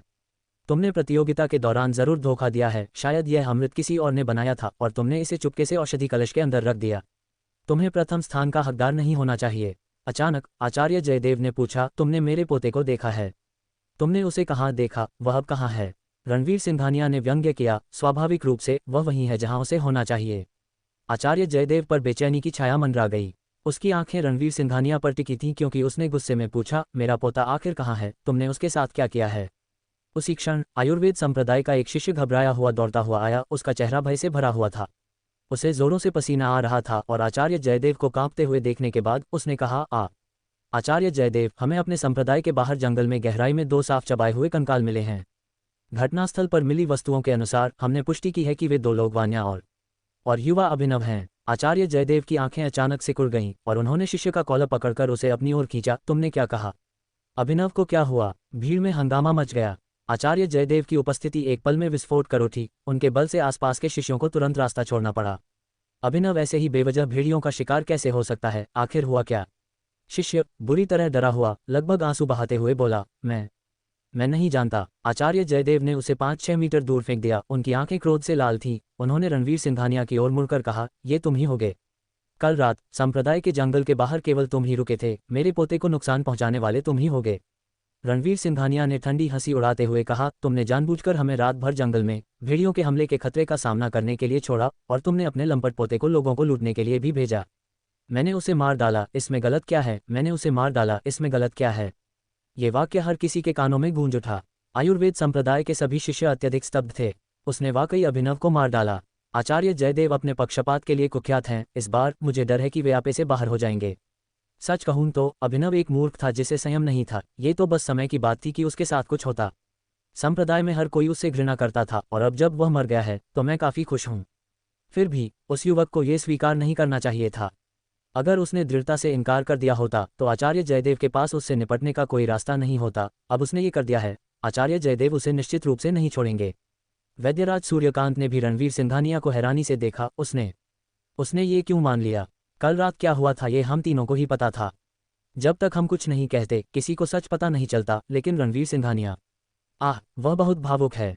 ओजस्विनी के चेहरे पर चिंता थी। आचार्य जयदेव की आभा इतनी भयानक है। दादाजी, अब हम क्या करेंगे? आसपास के लोगों की फुसफुसाहट रणवीर सिंघानिया के कानों तक पहुंची, लेकिन उन्हें कोई परवाह नहीं थी। अगर यह अतीत की बात होती तो वह शायद सब कुछ दृढ़ता से नकारना चुनते ताकि खुद के लिए परेशानी कम हो। लेकिन अब स्थापना स्तर के मध्य चरण की शक्ति के साथ एक तुच्छ आचार्य जयदेव की तो बात ही क्या, अगर पूरा आयुर्वेद संप्रदाय भी उनके खिलाफ एकजुट हो जाए तो भी उन्हें जरा भी डर नहीं होगा। ऐसी स्थिति में उन्हें आचार्य जयदेव को नाराज करने की चिंता करने की कोई आवश्यकता नहीं थी। क्या कोई सिंघानिया एक चूहे को मारने के बाद उसके परिवार की फिक्र करेगा? ये देखकर कि रणवीर सिंघानिया ने बिना किसी झिझक के स्वीकार कर लिया और उन्हें चुनौती भी दी, ये पूछते हुए कि इसमें गलत क्या था, आचार्य जयदेव का क्रोध पूरी तरह से भड़क उठा। उन्होंने रूपांतरण स्तर के 7वें चरण की पूरी शक्ति खोल दी। तुरंत चौक पर हवा के तीव्र झोंके चलने लगे। उनकी आंखें रणवीर सिंघानिया पर टिकी थीं। तुमने मेरे पोते को मार डाला तो मैं तुम्हारी जान लेकर उसे मृत्यु में तुम्हारा साथ दिलाऊंगा। आयुर्वेद संप्रदाय के शिष्य तेजी से दूर हट गए। जब रूपांतरण स्तर का 7वें चरण का विशेषज्ञ तांडव मचाता था तो यह कोई मजाक नहीं था। एक गलत कदम उन्हें भी इस उपद्रव में शामिल कर सकता था। आचार्य जयदेव क्रोध से अंधे हो गए हैं। उस लड़के की तबाही निश्चित है। उस लड़के के औषधि निर्माण कौशल वास्तव में असाधारण है, लेकिन वह बुद्धिमान नहीं है। अब जब उसने आचार्य जयदेव को क्रोधित कर दिया है तो वह अपनी जान भी नहीं बचा सकता। औषधि निर्माण में महान होने का क्या फायदा? अवनीशा भौहें सिकुड़े हुए ये दृश्य देख रही थी। ऐसे अप्रत्याशित विकास के लिए बिल्कुल भी तैयार नहीं थी। उसने अपना सिर घुमाकर अपने बगल में एक शिष्य को निर्देश दिया, जल्दी जाओ और मेरे दादाजी को बुलाओ। शिष्य जल्दी से भाग गया। ओजस्विनी ने बेचैनी से अपने पैर पटके, क्या करें क्या करें? रणवीर सिंघानिया ऐसे ही क्यों खड़े हैं, हिल क्यों नहीं रहे? भागो। वैद्यराज सूर्यकांत भी असहाय थे। वे केवल सामान्य लोग थे और इस स्थिति में बिल्कुल भी मदद करने में असमर्थ थे। आचार्य जयदेव एक अद्वितीय गति के साथ रणवीर सिंघानिया की ओर दौड़े। सभी ने सोचा कि रणवीर सिंघानिया का आचार्य जयदेव के हाथों मरना निश्चित था, लेकिन जिस पल आचार्य जयदेव उनके सामने पहुंचे, रणवीर सिंघानिया ने धीरे धीरे अपना हाथ उठाया और फिर आचार्य जयदेव के चेहरे पर एक थप्पड़ मारा। धड़ाम। पूरा चौक सन्नाटे में डूब गया। सभी शिष्य हक्के बक्के रह गए। ओजस्विनी की आंखों में अविश्वास भरा था। एक थप्पड़ ने उसे उड़ा दिया। वैद्यराज सूर्यकांत ने राहत की सांस ली और मुस्कुराए बिना नहीं रह सके। लगता है हमने रणवीर सिंघानिया को कम आंका है। अवनीशा आश्चर्यचकित होकर, एक थप्पड़ ने तृतीय वृद्ध को उड़ा दिया। यह शायद दादाजी के स्तर का कोई विशेषज्ञ ही ऐसा कर सकता है ना? आचार्य जयदेव काफी देर तक जमीन पर पड़े रहे, फिर होश में आए। वह संघर्ष करके उठे, रणवीर सिंघानिया की ओर गंभीर भाव से देखते हुए। जो दबंग आभा वह अभी थोड़ी देर पहले फैला रहे थे, वह काफी कमजोर हो गई थी। ये लड़का इतना शक्तिशाली कैसे है? अभी के थप्पड़ ने मुझे ऐसा महसूस कराया जैसे समय थम गया हो। मेरे पास बचाव का कोई रास्ता नहीं था। संप्रदाय प्रमुख भी शायद इतनी दूर तक सक्षम नहीं होंगे। एक पलक झपकते ही रणवीर सिंघानिया आचार्य जयदेव के सामने प्रकट हो गए। उन्हें नीचे देखा और कहा, दिव्य रत्न लॉकेट दो। आचार्य जयदेव के चेहरे पर सतर्कता भर गई, लेकिन फिर भी उन्होंने दांत पीसे और कहा, बच्चे, हालांकि मैं नहीं जानता कि तुम्हारी शक्ति इतनी भयानक क्यों है, लेकिन घमंडी मत बनो।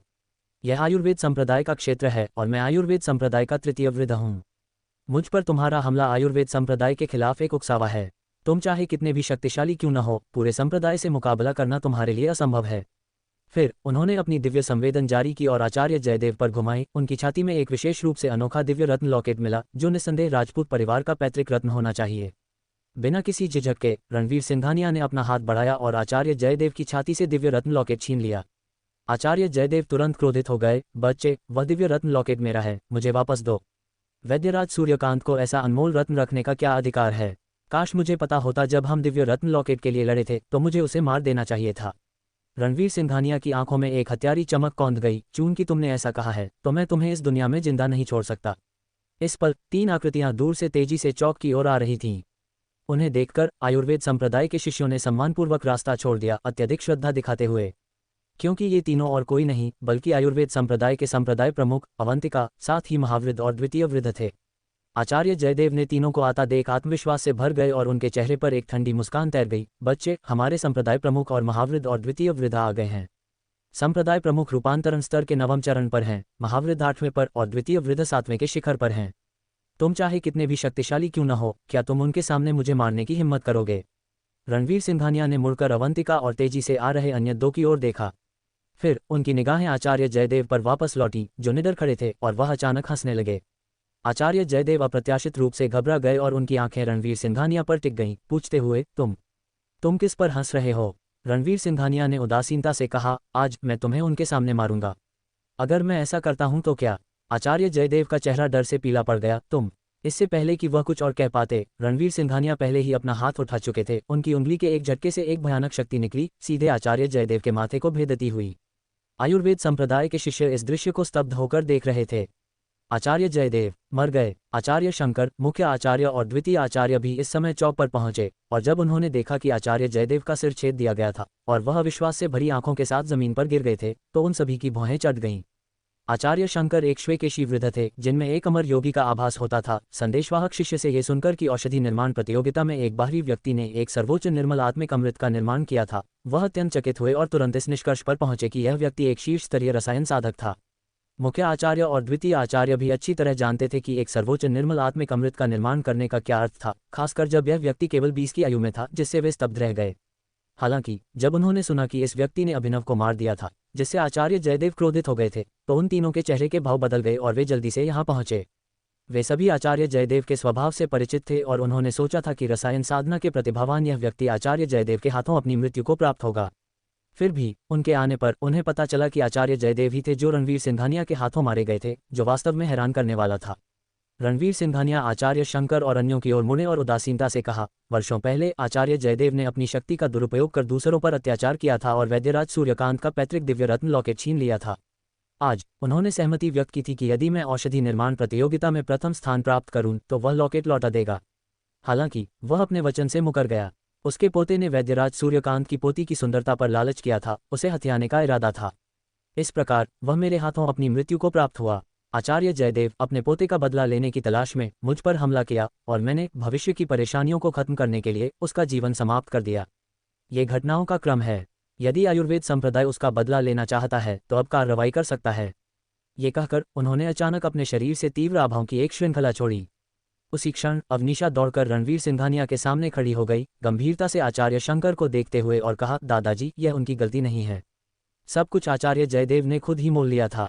रणवीर सिंघानिया ने अपनी भौहें उठाईं, उसे उसके लिए खड़े होने की उम्मीद नहीं थी। आचार्य शंकर ने रणवीर सिंघानिया को एक जटिल भाव से देखा। युवक द्वारा छोड़ी गई आभा में उन्हें खतरे का आभास हुआ। उसकी शक्ति, उन्हें डर था, उनकी अपनी शक्ति से कम नहीं थी। उन्होंने अवनीशा की ओर देखा और खुद ही कड़वाहट से मुस्कुराए बिना नहीं रह सके, ये सोचते हुए कि इस व्यक्ति की शक्ति मेरी शक्ति से अधिक है। भले ही तुम उसके पक्ष में विनती न भी करती, मैं ऐसे महाशक्तिशाली व्यक्ति को अनायास ही अपमानित करने की हिम्मत नहीं करता। वह धीरे धीरे बोलने लगे, आयुर्वेद संप्रदाय कोई अनुचित जगह नहीं है। वास्तव में आचार्य जयदेव ही पहले दोषी थे। भले ही वह हमारे एक आचार्य जयदेव थे, हम उनकी गलतियों को नज़रअंदाज कर आपको परेशान नहीं करेंगे। इन वर्षों में वह संप्रदाय के भीतर बेलगाम और दमनकारी रहे हैं। इस बार आपके साथ टकराव में उन्हें वही मिला जिसके वे हकदार थे। यदि संभव हो तो क्या हम बैठकर शांतिपूर्वक बात कर सकते हैं। ये सुनकर रणवीर सिंघानिया ने मन ही मन सोचा कि यह संप्रदाय प्रमुख वास्तव में एक समझदार व्यक्ति थे। फिर उन्होंने सिर हिलाया, ये संभव है। वैद्यराज सूर्यकांत और ओजस्विनी आचार्य शंकर को रणवीर सिंघानिया के लिए मुश्किलें पैदा करते न देखकर दोनों ने राहत की सांस ली।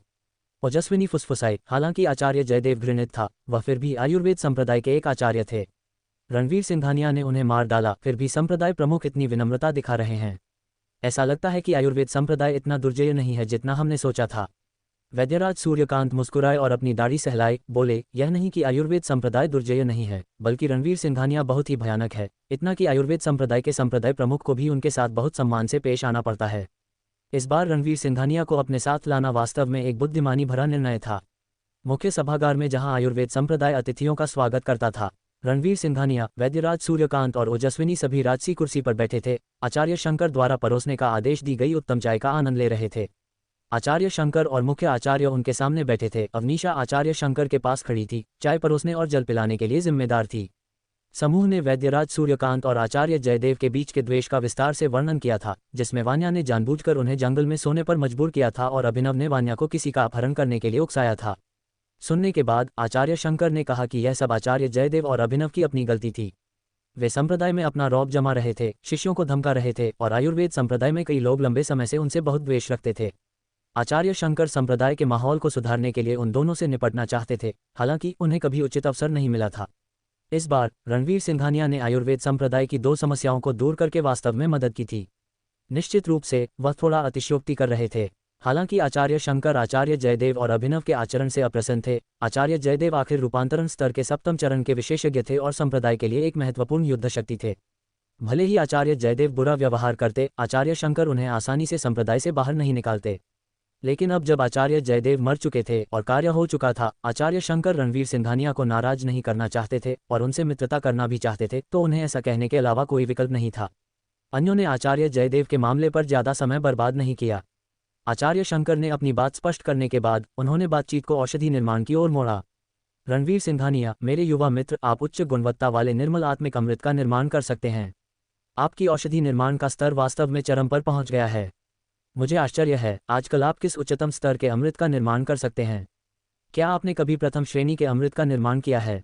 आचार्य शंकर ने पूछा। आयुर्वेद संप्रदाय के संप्रदाय प्रमुख के रूप में उनकी औषधि निर्माण कौशल पूरे संप्रदाय में सबसे उच्च था, लेकिन यहाँ तक कि वह भी केवल कुछ प्रकार के प्रथम श्रेणी के अमृत का निर्माण कर सकते थे। रणवीर सिंघानिया ने एक पल सोचा और कहा, मुझे यकीन नहीं है कि आप यहाँ प्रथम श्रेणी के अमृत को कैसे परिभाषित करते हैं, लेकिन मैं आपको कुछ अमृत दिखा सकता हूँ जिनका मैंने पहले निर्माण किया है। आचार्य शंकर की आंखें चमक उठीं। आइए आइए आइए, हम देखें कि हमारे युवा मित्र रणवीर सिंघानिया ने किस प्रकार के चमत्कारी अमृत का निर्माण किया है। मुख्य आचार्य और द्वितीय आचार्य दोनों ने उत्सुकता से अपनी गर्दनें तान दीं। अवनीशा ने मन ही मन सोचा, इस व्यक्ति का औषधि निर्माण कौशल मुझसे कहीं बेहतर है, लेकिन वह शायद अभी तक प्रथम श्रेणी के अमृत का निर्माण करने के स्तर तक नहीं पहुंचा है। आखिर दादाजी को भी प्रथम श्रेणी के अमृत का निर्माण करना बहुत मुश्किल लगता है। रणवीर सिंघानिया ने प्राण संग्रहण गोली युक्त दिव्य रत्न बोतल निकाली और आचार्य शंकर को सौंप दी। आचार्य शंकर ने उत्सुकता से इसे खोला और एक समृद्ध औषधीय सुगंध तुरंत पूरे कक्ष में भर गई। सुगंध सूंघते ही उपस्थित सभी को आत्मिक रूप से प्रफुल्लित महसूस हुआ और उनके मन प्रफुल्लित हो गए। आचार्य शंकर, मुख्य आचार्य और द्वितीय आचार्य सभी तेजी से खड़े हो गए, उनके चेहरे तुरंत अविश्वास से भर गए। जल्दी से हमें देखने के लिए एक गोली निकालो। केवल इस सुगंध का ही ऐसा प्रभाव है, यह अमृत निश्चित रूप से साधारण नहीं है। मुख्य आचार्य ने कुछ बेचैनी से कहा। तुरंत आचार्य शंकर ने एक प्राण संग्रहण गोली निकाली और उन तीनों ने इसे अत्यंत बारीकी से देखा। जल्द ही आचार्य शंकर उत्साहित हो गए और चिल्ला उठे, दिव्य अमृत! ये प्रथम श्रेणी से भी ऊपर का दिव्य अमृत है। मुख्य आचार्य और द्वितीय आचार्य दोनों की आंखों में अचेतता का भाव था। आचार्य शंकर के हाथों में अमृत को ऐसे देख रहे थे जैसे सम्मोहित हो गए हों। वैद्यराज सूर्यकांत के चेहरे पर भी सदमा था। रणवीर सिंघानिया द्वारा लाए गए अमृत के प्रथम श्रेणी से भी ऊपर होने की उम्मीद नहीं थी। अवनीशा के चेहरे पर फिर से पूरी तरह से आश्चर्य था। प्रथम श्रेणी से भी ऊपर का दिव्य अमृत, उसका औषधि निर्माण का स्तर वास्तव में इतने भयानक चरण तक पहुंच गया है। आज की कहानी आपको कैसी लगी? अगर पसंद आई हो तो लाइक ज़रूर करें और अपने दोस्तों के साथ शेयर करना ना भूलें। ऐसी ही शानदार और दिलचस्प कहानियों के लिए जुड़े रहिए हमारे साथ मिस्टिक स्टोरी हब चैनल पर।